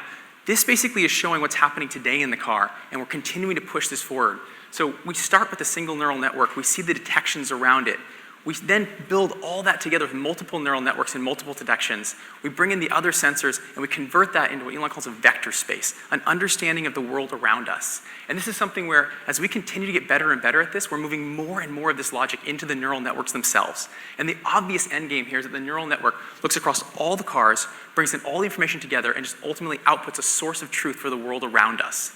And this is actually not like an artist rendering in many senses. This is actually the output of one of the debugging tools that we use on the team every day to understand what the world looks like around us.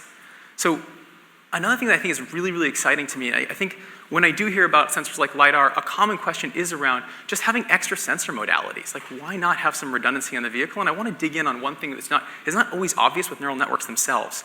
So we have a neural network running on our, say, wide fisheye camera. That neural network is not making one prediction about the world. It's making many separate predictions, some of which actually audit each other. So as a real example, we have the ability to detect a pedestrian. That's something we train very, very carefully on and put a lot of work into. But we also have the ability to detect obstacles in the roadway, and a pedestrian is an obstacle. And it's shown differently to the neural network. It says, oh, there's a thing I can't drive through. And these together combine to give us an increased sense of what we can and can't do in front of the vehicle and how to plan for that. We then do this across multiple cameras because we have overlapping fields of view in many places around the vehicle. In front, we have a particularly large number of overlapping fields of view. Lastly, we can combine that with things like the radar and the ultrasonics to build these extremely precise understandings of what's happening in front of the car. We can use that both to learn future behaviors that are very accurate, but we can also build very accurate predictions of how things will continue to happen in front of us. So one example I think is really exciting is we can actually look at bicyclists and people and not just ask, where are you now, but where are you going? And this is actually the heart of what we're doing for our next generation automatic emergency braking system, which will not just stop for people in your path, but it'll stop for people who are going to be in your path. And that's running in shadow mode right now. We'll go out to the fleet this quarter, and I'll talk about shadow mode in a second. So when you want to start a feature like this for Navigate on Autopilot on the highway system, you can start by learning from data, and you can just look at how humans do things today. What is their assertiveness profile? How do they change lanes? What causes them to either abort or change their maneuvers? And you can see things that are not immediately obvious, like, oh yeah, simultaneous merging is rare, but very complicated and very important. And you can start to build opinions about different scenarios, such as a fast overtaking vehicle.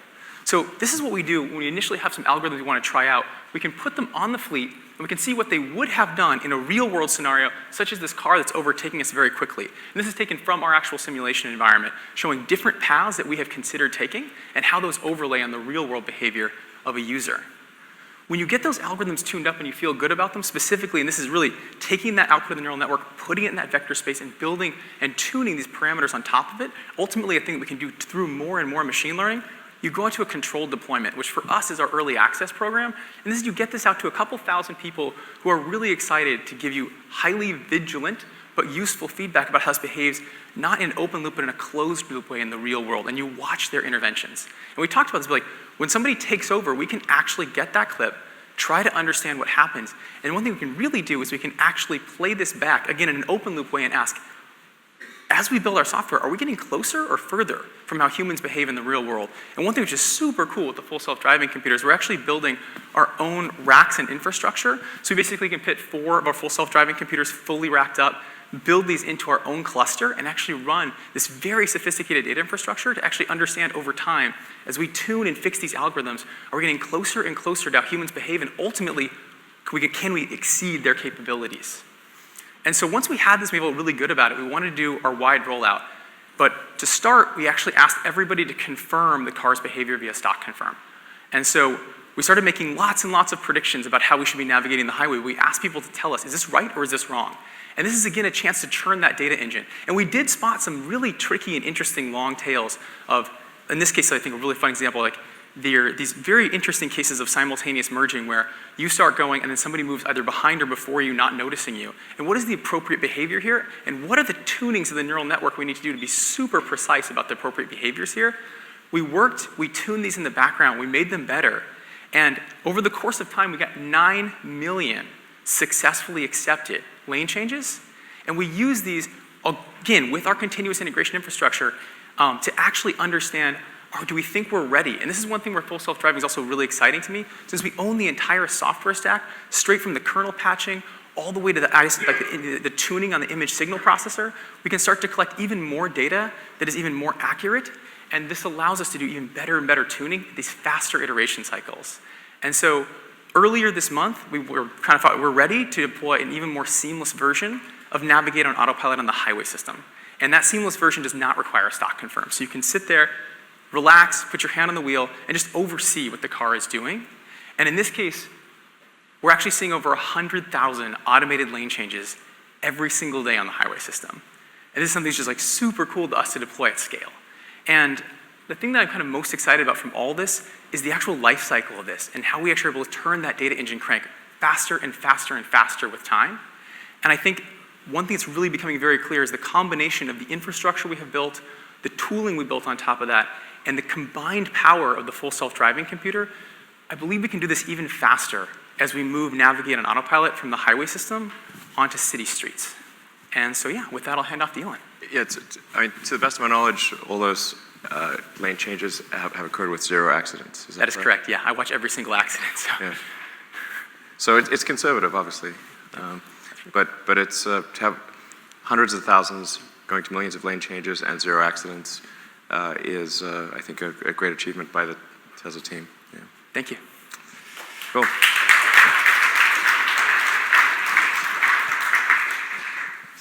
So let's see. A few other things that are maybe worth mentioning. In order to have a self-driving car or robotaxi, you really need redundancy throughout the vehicle at the hardware level. So starting in, maybe it was October 2016, all cars made by Tesla have redundant power steering. So we have redundant motors on the power steering. So any one failure of if the motor fails, the car can still steer. All of the power and data lines have redundancy. So you can sever any given power line or any data line and the car will keep driving. The auxiliary power system, even if the main pack, you lose complete power in the main pack, the car is capable of steering and braking using the auxiliary power system. So you can completely lose the main pack and the car is safe.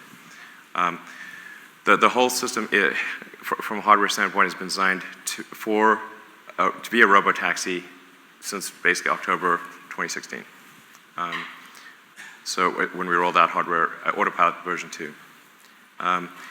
We do not expect to upgrade cars made before that. We think it would actually cost more to make a new car than to upgrade the cars. Just to give you a sense of how hard it is to do this. Unless it's designed in, it's not worth it.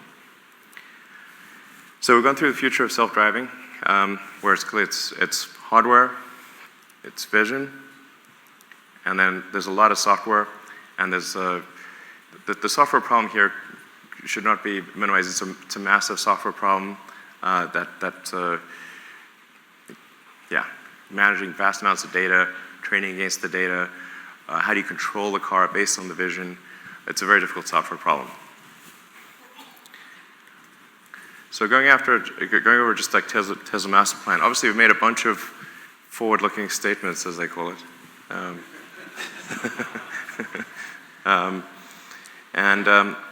But let's go through some of our other forward-looking statements that we've made. You know, way back when we created the company, we said we'd build the Tesla Roadster. They said it was impossible, and that even if we did build it, nobody would buy it.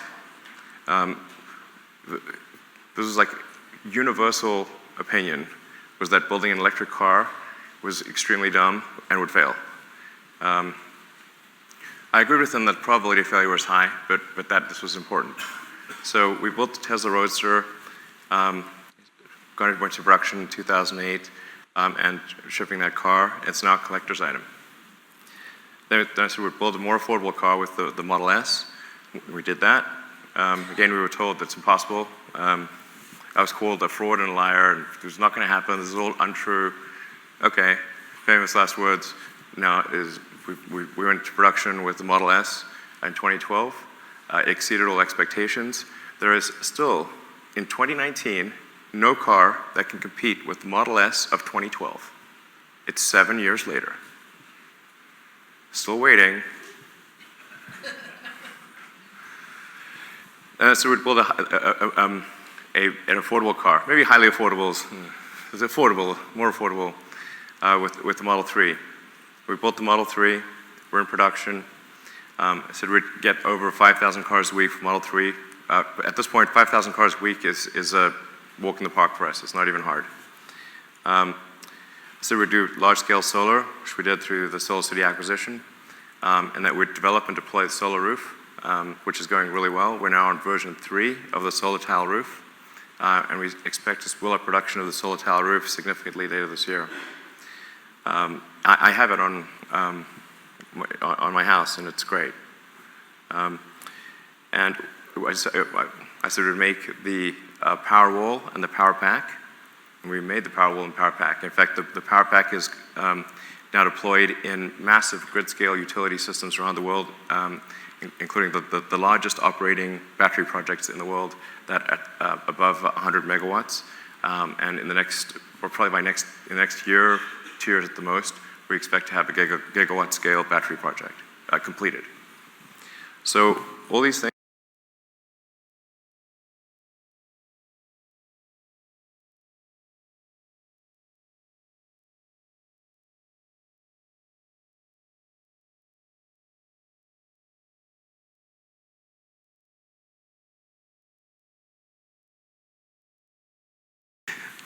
But I get it done, and the Tesla team gets it done.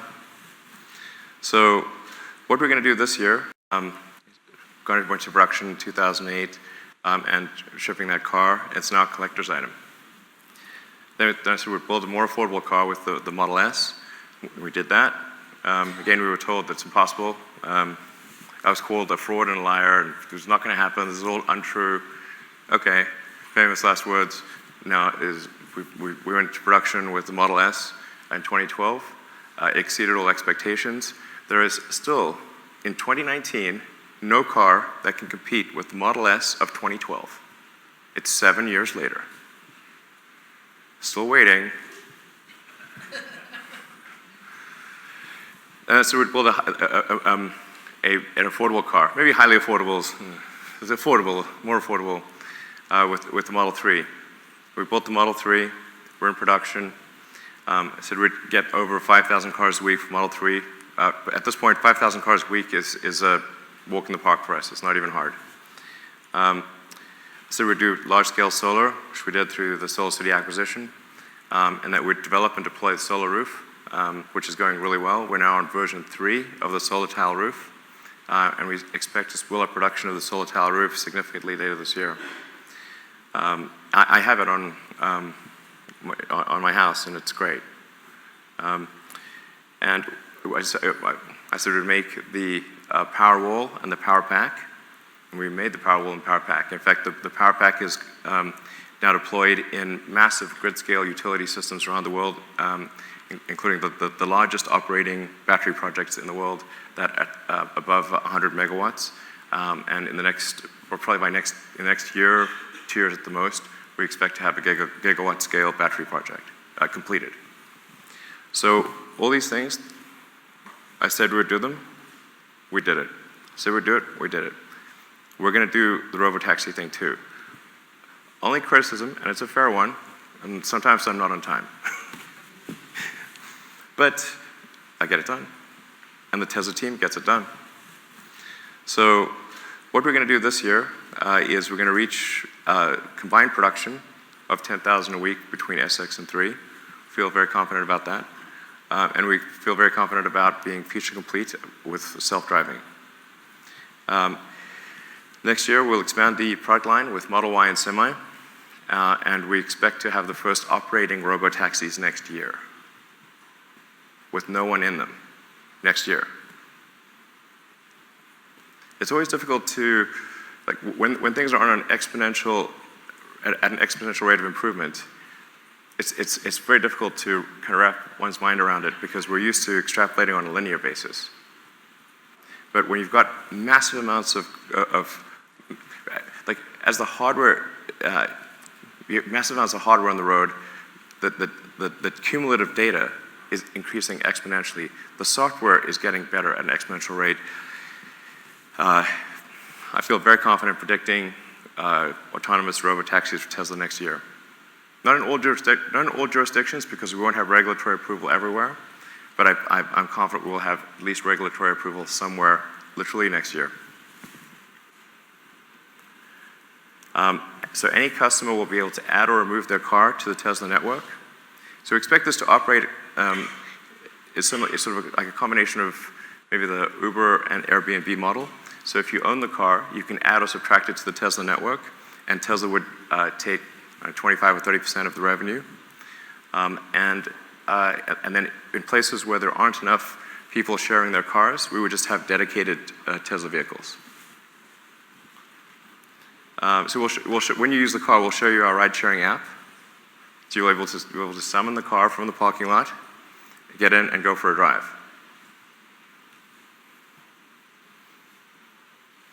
It's really simple. So you just take the same Tesla app that you currently have, we'll just update the app and add a summon Tesla or commit your car to the fleet. So it's either summon your car or summon a Tesla or add or subtract your car to the fleet. You'll be able to do that from your phone.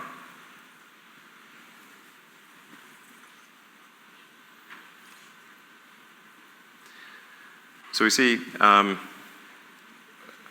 potential for smoothing out the demand distribution curve and having the car operate at a much higher utility than a normal car would operate. So like typically the use of a car is about 10 to 12 hours a week. So most people will drive 1.5 to 2 hours a day, typically 10 to 12 hours a week of total driving.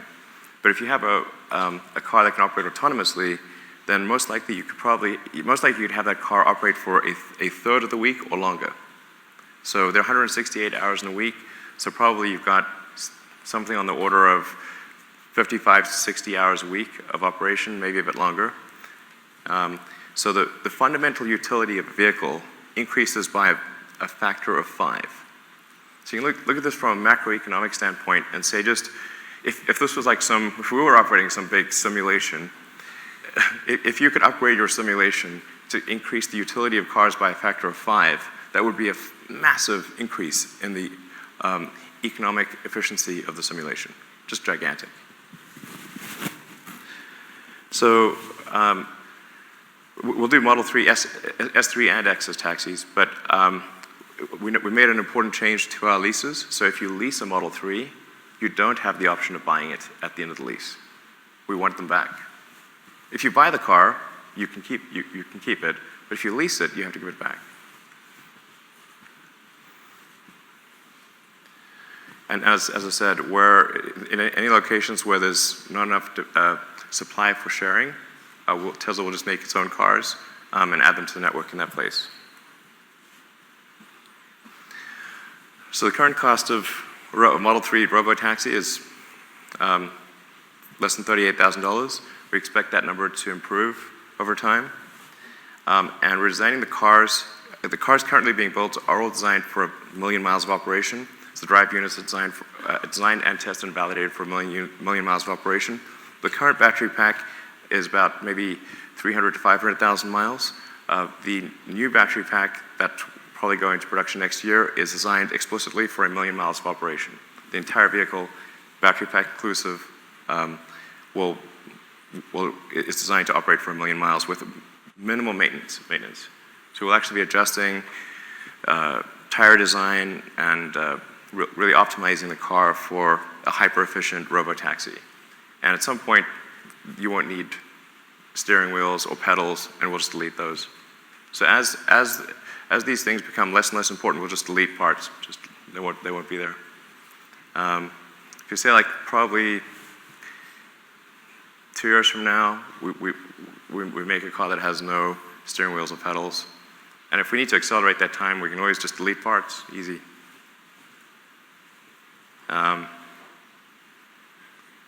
Yeah, probably, say long term, 3 years, robotaxis with eliminated parts. Maybe it ends up being $25,000 or less. And you want a super efficient car so that the electricity consumption is very low. So we're currently at 4.5 miles per kilowatt hour, but we'll improve that to 5 and beyond. And there's just really no company that has the full stack integration. We've got the vehicle design and manufacturing, we've got the computer hardware in-house, we've got the in-house software development and AI, and we've got by far the biggest fleet. It's extremely difficult, not impossible perhaps, but extremely difficult to catch up when Tesla has 100 times more miles per day than everyone else combined. This is the cost of running a gasoline car, or the average cost of running a car in the US. This is taken from AAA. So it's currently about 62 cents a mile, 13,500 miles, 250 million vehicles, adds up to $2 trillion a year. These are literally just taken from the AAA website. The cost of ride sharing is, according to Uber and Lyft, is $2 to $3 a mile. The cost to run a robotaxi, we think, less than 18 cents a mile.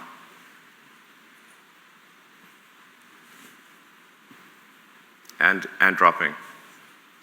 Like this would be current. This is current cost. Future costs will be lower.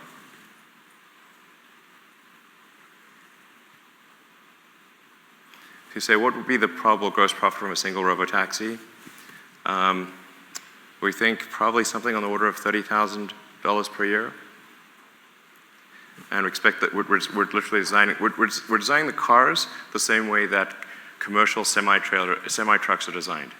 Commercial semi-trucks are all designed for a 1 million mile life, and we're designing the cars for a 1 million mile life as well. So in nominal dollars, that would be, a little over $300,000 over the course of 11 years. It might be higher. I think these consumptions are actually relatively conservative, and this assumes that 50% of the miles driven are not useful. So this is only at 50% utility.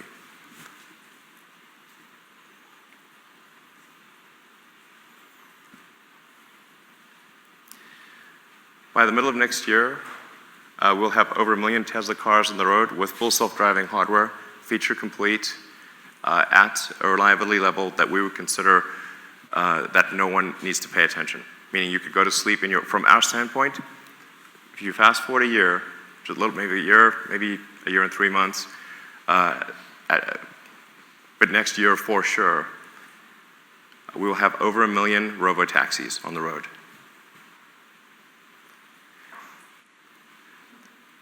The fleet wakes up with an over-the-air update. That's all it takes.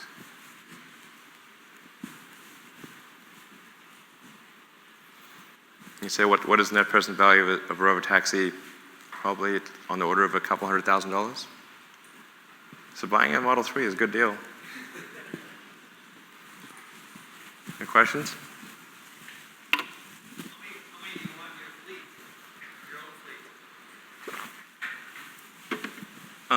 Well, I mean, in our own fleet, I don't know, I guess long term we have probably on the order of 10 million vehicles. I mean, our production rate generally, if you look at our compound annual production rate since 2012, which is like that's our first full year of Model S production, we went from 23,000 vehicles produced in 2013 to around 250,000 vehicles produced last year. So in the course of 5 years, we increased output by a factor of 10. I would expect that something similar occurs over the next 5 or 6 years. As for sharing versus, I don't know. The nice thing is that essentially customers are fronting us the money for the car. It's great. So in terms of one thing is the snake charger, I'm curious about that. And also, how did you determine the pricing? It looks like you're undercutting the average Lyft or Uber ride by about 50%. So I'm curious if you could talk a little bit about the pricing strategy. Sure. We expect obviously solving for the snake charger is pretty straightforward. It's from a vision standpoint. It's like a known situation. Any kind of known situation with vision is like a charge port. It's trivial. So yeah, the cars would just automatically park and automatically plug in. There would be no human supervision required. Yeah. So, sorry, the other part was pricing. We just threw some numbers on there. I mean, I think definitely plug in whatever pricing you think makes sense. We just kind of randomly said, okay, maybe $1. And the thing is, there's on the order of 2 billion cars and trucks in the world. So robotaxis will be in extremely high demand for a very long time. And from my observation thus far is that the auto industry is very slow to adapt. I mean, like I said, there's still not a car on the road that you can buy today that is as good as the Model S was in 2012. So that suggests a pretty slow rate of adaptation for the car industry. And so probably $1 is conservative for the next 10 years. Because people sort of think there's actually not enough appreciation for the difficulty of manufacturing. Manufacturing is insanely difficult. But a lot of people I talk to think if you just have the right design, you can instantly make as much of that thing as the world wants. This is not true. It's extremely hard to design a new manufacturing system for new technology. I mean, Audi's having major problems manufacturing the e-tron, and they are extremely good at manufacturing. And if they're having problems, what about others? So there's on the order of 2 billion cars and trucks in the world, on the order of about 100 million units per year of production capacity of vehicles, but only of the old design. It will take a very long time to convert all of that to full self-driving cars. And they really need to be electric because the cost of operation of a gasoline diesel car is much higher than an electric car. So any robotaxi that isn't electric will absolutely not be competitive. Elon, it's Colin Rush from Oppenheimer over here. Obviously we appreciate that the customers are fronting some of the cash for this fleet getting built up, but it sounds like a massive balance sheet commitment from the organization over the course of time. Can you talk a little bit about what that looks like, what your expectations are in terms of financing over the next, call it 3 years, 4 years, for building up this fleet and starting to monetize it with your customer base? Well, we're aiming to be approximately cash flow neutral during the fleet build-up phase. And then I would expect to be extremely cash flow positive once the robotaxis are enabled. But I don't want to talk about financing rounds. It would be difficult to talk about financing rounds in this venue, but I think we'll make the right moves. I think we'll make the moves you think we should make. I have a question. If I'm Uber, why wouldn't I just buy all your cars? Why would I let you put me out of business? There's a clause that we put into our cars I think it was about 3 or 4 years ago, they can only be used in the Tesla network. So even a private person, like if I go out and buy 10 Model 3s, I can run it on the network. That's a business now, right? You're only allowed to use the Tesla network. Right, but if I use the Tesla network, in theory, I could run a car-sharing robo-taxi business with my 10 Model 3s. Yes, but it's like the App Store. You can only add or remove them through the Tesla network, and then Tesla gets revenue share. But similar to Airbnb, though, in that I have this home, my car, and now I can just rent them out. So I can make an extra income from owning multiple cars and just renting them out. Like I have a Model 3, I aspire to get this Roadster here next when you build it, and I'm gonna just rent my Model 3 out. Why would I give it back to you, you know? I guess you could operate a rental car fleet, but I think this is very unwieldy. Yeah. I don't know. Seems easy. Okay, try it.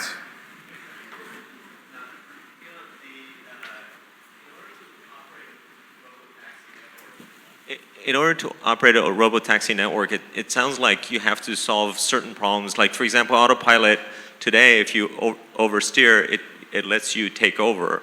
But if it's, if it's a ride-sharing product that someone else is getting in the passenger seat, like moving the steering can't let that person take over the car, for example, because they might not even be in the driver's seat. So is the hardware already there for it to be a robo-taxi, and it might get into situations such as a cop pulling it over where some human might need to intervene, like using central fleet of operators that remotely sort of interact with humans, or, I mean, is all of that type of infrastructure already built into each of the cars? Does that make sense? I think there will be sort of a phone home thing where if the car gets stuck, it'll just phone home to Tesla and ask for a solution. Things like being pulled over for, by a police officer, that's easy for us to program in. That's not a problem. It will be possible for somebody to take over using the steering wheel, or at least for some period of time, and then probably down the road, we'll just cap the steering wheel so that there's no steering control. We'll just take the steering wheel off, put a cap on, in the long, give it like a couple years. Hardware modification to the car in order for it to enable that, or? Yeah, we're literally just unbolt the steering wheel and put a cap on where the steering wheel handle currently is. But that is a like future car that you would put out. But what about today's cars where the steering wheel is a mechanism to take over autopilot? Like, so if it's in a robotaxi mode, would someone be able to take it over by just simply moving the steering wheel type? Yes. I think there'll be a transition period where people will be able to take over and should be able to take over from the robotaxi. And then once regulators are comfortable with us not having a steering wheel, we'll just delete that. And for cars that are in the fleet, obviously with the permission of the owner, if it's owned by somebody else, we would just take the steering wheel off and put a cap where the steering wheel currently attaches. So there might be like two phases to robotaxi. One where the service is provided and you come in as the driver, but could potentially take over, and then in the future there might not be a driver option. Is that how you see it as well, or like? In the future, the probability of the steering wheel being taken away in the future is 100%. Consumers will demand it. But initially, you would call up. I'm going to be clear. This is not me prescribing a point of view about the world. This is me predicting what consumers will demand. Yeah. Consumers will demand in the future that people are not allowed to drive these 2-ton death machines. I totally agree with that. Yeah. But in order for a Model 3 today to be part of the robotaxi network, when you call it, you would then get into the driver's seat essentially, because just to be on the same. Okay, that makes sense. Thank you. Exactly. It's just a sort of like there were amphibians, but then pretty much that things just become like land creatures. It'll be a little bit of sort of an amphibian phase. Hi. Sorry, I see what the. Okay. Yes. The strategy we've heard from other players in the robotaxi space is to select a certain municipal area to create a geo-fenced, self-driving That way you're using an HD map to have a more confined area with a bit more safety. We didn't hear much today around the importance of HD maps. To what extent is an HD map necessary for you? And second, we also didn't hear much about deploying this into specific municipalities where you're working with the municipality to get the buy-in from them, and you're also getting a more defined area. So what's the importance of HD maps, and to what extent are you looking at specific municipalities for rollout? I think HD maps are a mistake. We actually had HD maps for a while. I actually canned that. Because you either need HD maps, in which case, if anything changes about the environment, the car will break down. Or you don't need HD maps, in which case, why are you wasting your time doing HD maps? So the HD maps thing, like the two main crutches that should not be used and will, in retrospect, be obviously false and foolish are LiDAR and HD maps. Mark my words. Hello. If you need a geofenced area, you don't have real self-driving. Elon, it sounds like maybe battery supply could be the only bottleneck left towards this vision. And also, could you just clarify how you get the battery packs to last 1 million miles? I think cells will be a constraint. That's a subject for a whole separate. That's a whole separate subject. I think we're actually going to want to push our sort of standard range plus battery more than our long range battery, because the energy content in the long range pack is 50% higher kilowatt hours. So essentially, you can make a third more cars if they're all sort of standard range plus instead of the long range pack. Because one's like around 50 kilowatt hours, the other one's around 75 kilowatt hours. So we're actually probably going to bias our sales intentionally towards the smaller battery pack in order to have a higher volume of what basically the obvious thing to do is to maximize the number of autonomous units, or the number of maximize the output that will subsequently result in the biggest autonomous fleet down the road. So we're doing a number of things in that regard, but it's just not for today's meeting. The million mile life is basically just about getting the cycle life of the pack to, you need basically, on the order, like let's say you've got it's basic math. If you've got a 250 mile range pack, you're going to need 4,000 cycles. So very achievable. We already do that with our stationary storage, some of our stationary storage solutions, like PowerPack. We're ready to deploy PowerPack with 4,000 cycle life capability. Yeah. Can I ask? Sorry. I wanted to ask. It's like ventriloquism. No, it's obviously significantly, very constructive margin implications to the extent you can drive attach rates much higher of the full self-driving option. I'd just be curious if you can level set kind of where you are in terms of those attach rates and how you expect to educate consumers about the robotaxi scenario so that attach rates do materially improve over time. Sorry, it's a bit hard to hear your question. Yeah, just curious where we are today in terms of full self-driving attach rates, in terms of the financial implications. I think it's hugely beneficial if those attach rates materially increase because of the higher gross margin dollar that flow through to the extent people do sign up for full FSD. Just curious how you see that ramping, or what the attach rates are today versus, how do you expect to educate consumers and get them aware that they should be attaching FSD to their vehicle purchases? We're going to ramp that up massively after today. Yeah.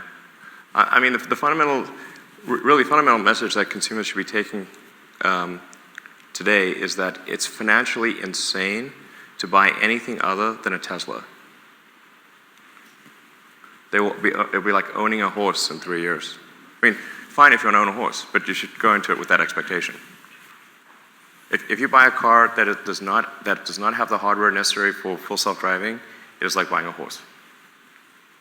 And the only car that has the hardware necessary for full self-driving is a Tesla. Like, people should really think about their approaches. Any other vehicle. It's basically crazy to buy any other car than a Tesla. Yeah. We need to convey that argument clearly, and we will have to today. Perfect. Thanks for bringing the future to present. Very informational time today. I was wondering, like, you did not talk much about Tesla pickup, and let me give a context for that. I could be wrong, but the way I'm looking at Tesla network, it will, as an early adopter and something as a test bed, I think Tesla's pickup may be the first phase of putting the vehicles in network, because the utility of Tesla pickup would be pretty much people who are either loading a lot of stuff or are in the profession of construction or little here and there odd items, like picking up stuff from Home Depot. Sure. So I would say that, maybe it needs to have a two-stage process. Pickup trucks exclusively for Tesla network as a starting point, then people like me can buy them later. But what are your thoughts on that? Well, today was really just about autonomy. There's a lot that we could talk about, such as cell production, pickup truck, and future vehicles, but today was just to focus on autonomy. But I agree, it's a major thing. I'm very excited for the Tesla pickup truck unveil later this year. It's going to be great. Colin Lang in UBS. Just so we understand the definitions, when you refer to feature complete self-driving, it sounds like you're talking level 5, no geofence. Is that what's expected by the end of the year? Just so we're all on the same. Okay. And then the regulatory process, I mean, have you talked to regulators about this? This seems quite an aggressive timeline from what other people have put out there. I mean, are they, what are the hurdles that are needed, and what is the timeline to get approval? And do you need things like in California, I know they're tracking miles that, with an operator behind there, do you need those things? What is that process going to look like? Yeah, I mean, we talk to regulators around the world all the time. As we introduce, additional features like navigate on autopilot, this requires like regulatory approval on a per jurisdiction basis. But I think fundamentally regulators, in my experience, are convinced by data. So if you have a massive amount of data that shows that autonomy is safe, they listen to it. They may take time to digest the information. Their process may take a bit of time, but they have always come to the right conclusion from what I've seen.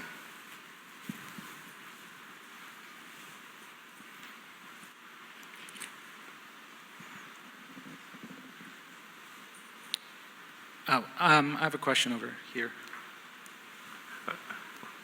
Man, I've got lights in my eyes and a pillar. Okay. All right. Just wanted to, some of the work we've done trying to better understand the ride-hail market, it looks like it's very concentrated in major dense urban centers. So is the way to think about this that the robo-taxis would probably deploy more into that area, and the additional full self-driving for personally owned vehicles would be in the suburban areas? I think like like Tesla-owned robo-taxis would be in dense urban areas along with customer vehicles.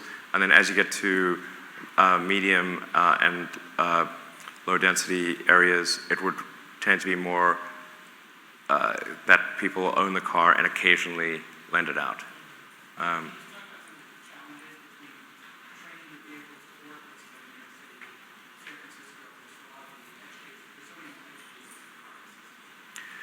Yeah, there are a lot of edge cases in Manhattan and, say, downtown San Francisco. But those are, and there are various cities around the world that have challenging urban environments. But we do not expect this to be a significant issue. And when I say future complete, I mean it'll work in downtown San Francisco and downtown Manhattan this year.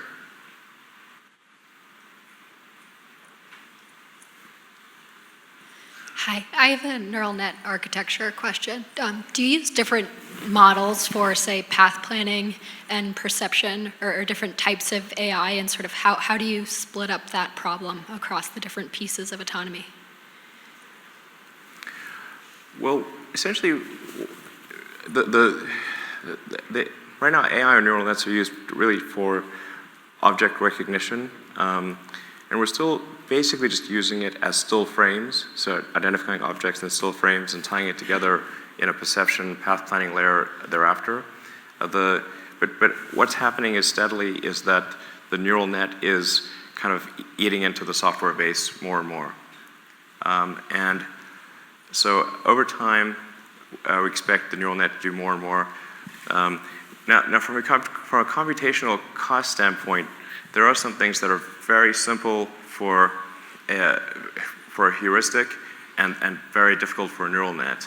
And so it probably makes sense to maintain some level of heuristics in the system because they're just computationally 1,000 times easier than a neural net. Like a neural net is like a cruise missile. And if you're trying to swat a fly, just use a fly swatter, not a cruise missile. But over time, I would expect that it moves really to just training it against video, and then video in, car steering and pedals out. Or basically, video in, lateral and longitudinal acceleration out, almost entirely. That's what we're going to use the Dojo system for. There's no system that can currently do that. Maybe over here, just going back to the sensor suite discussion, Elon, the one area I'd like to just talk about is a lack of side radars in a situation where you have an intersection with a stop sign where there's maybe a 35, 40 mile per hour cross traffic. Are you comfortable with the sensor suite, the side cameras being able to handle that? Just maybe talk a little bit about that. Yeah, no problem. I mean, essentially the car is going to do kind of what a human would do. Now, you can think of a human as like basically a camera on a slow gimbal. And it's quite remarkable that people are able to drive the car in the way that they are, because if you know, you can't look in all directions at once. The car can literally look in all directions at once with multiple cameras. Humans are able to drive just by sort of looking this way, looking that way. They're actually stuck in their driver's seat. They can't really get out of the driver's seat. So it's like kind of one camera on a gimbal, and is able to drive. A conscientious driver can drive with very high safety. The cameras in the cars have a better vantage point than the person. So they're like up in the B pillar or in front of the rearview mirror. They've really got a great vantage point. So if you're turning onto a road that's got a lot of high-speed traffic, you can just do what a person does, just like turn a little bit, don't go fully into the road, let the camera see what's going on, and if things look good, and then the rear cameras don't show any oncoming traffic, off you go. And if it looks sketchy, you can just pull back a little bit, just like a person. The behavior is like it starts to become remarkably lifelike. It's like quite eerie, actually. It's like the car just starts behaving like a person. Over here. Here we go. Ventriloquist, right here. Okay. Given all the value you're creating in your auto business by wrapping all of this technology around your cells, I guess I'm curious as to why you would still be taking some of your cell capacity and putting it into Powerwall and PowerPack. Wouldn't it make sense to put every single unit you can make into this part of your business? We've already stolen almost all the cell lines that were meant to go to Powerwall and PowerPack and use them for Model 3. I mean, last year, in order to make our Model 3 production and not be cell-starved, we had to convert all of the 2170 lines at the Gigafactory to car cells. And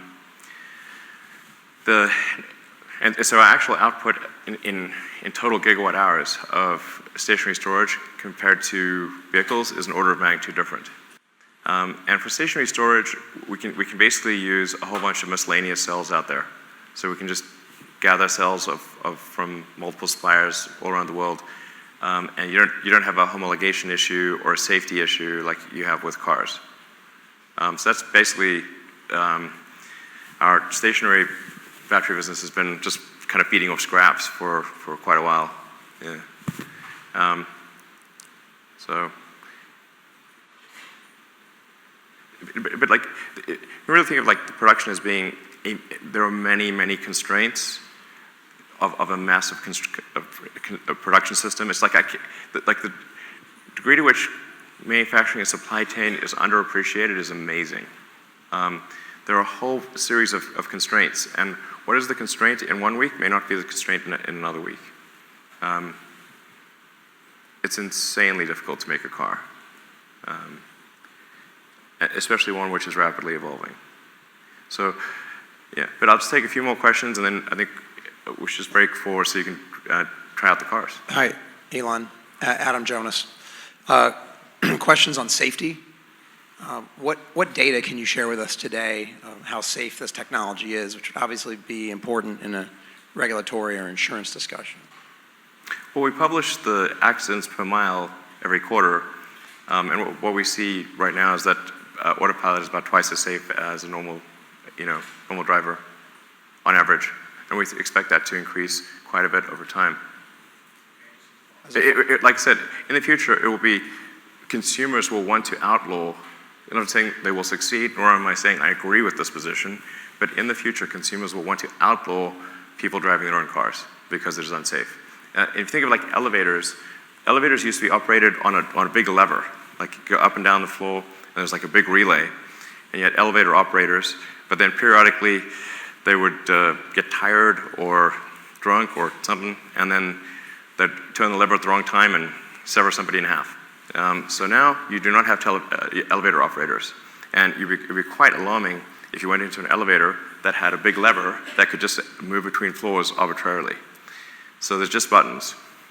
And in the long term, again, not a value judgment, I'm not saying I want the world to be this way. I'm saying consumers will most likely demand that the people are not allowed to drive cars. And Elon, a follow-up.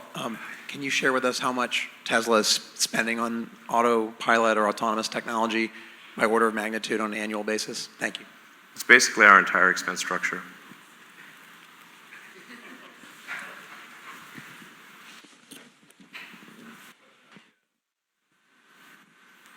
Question on the economics of the Tesla network, just so I understand. It looked like, so you get a Model 3 off lease, $25,000 goes on the balance sheet, would be an asset, and then it would cash flow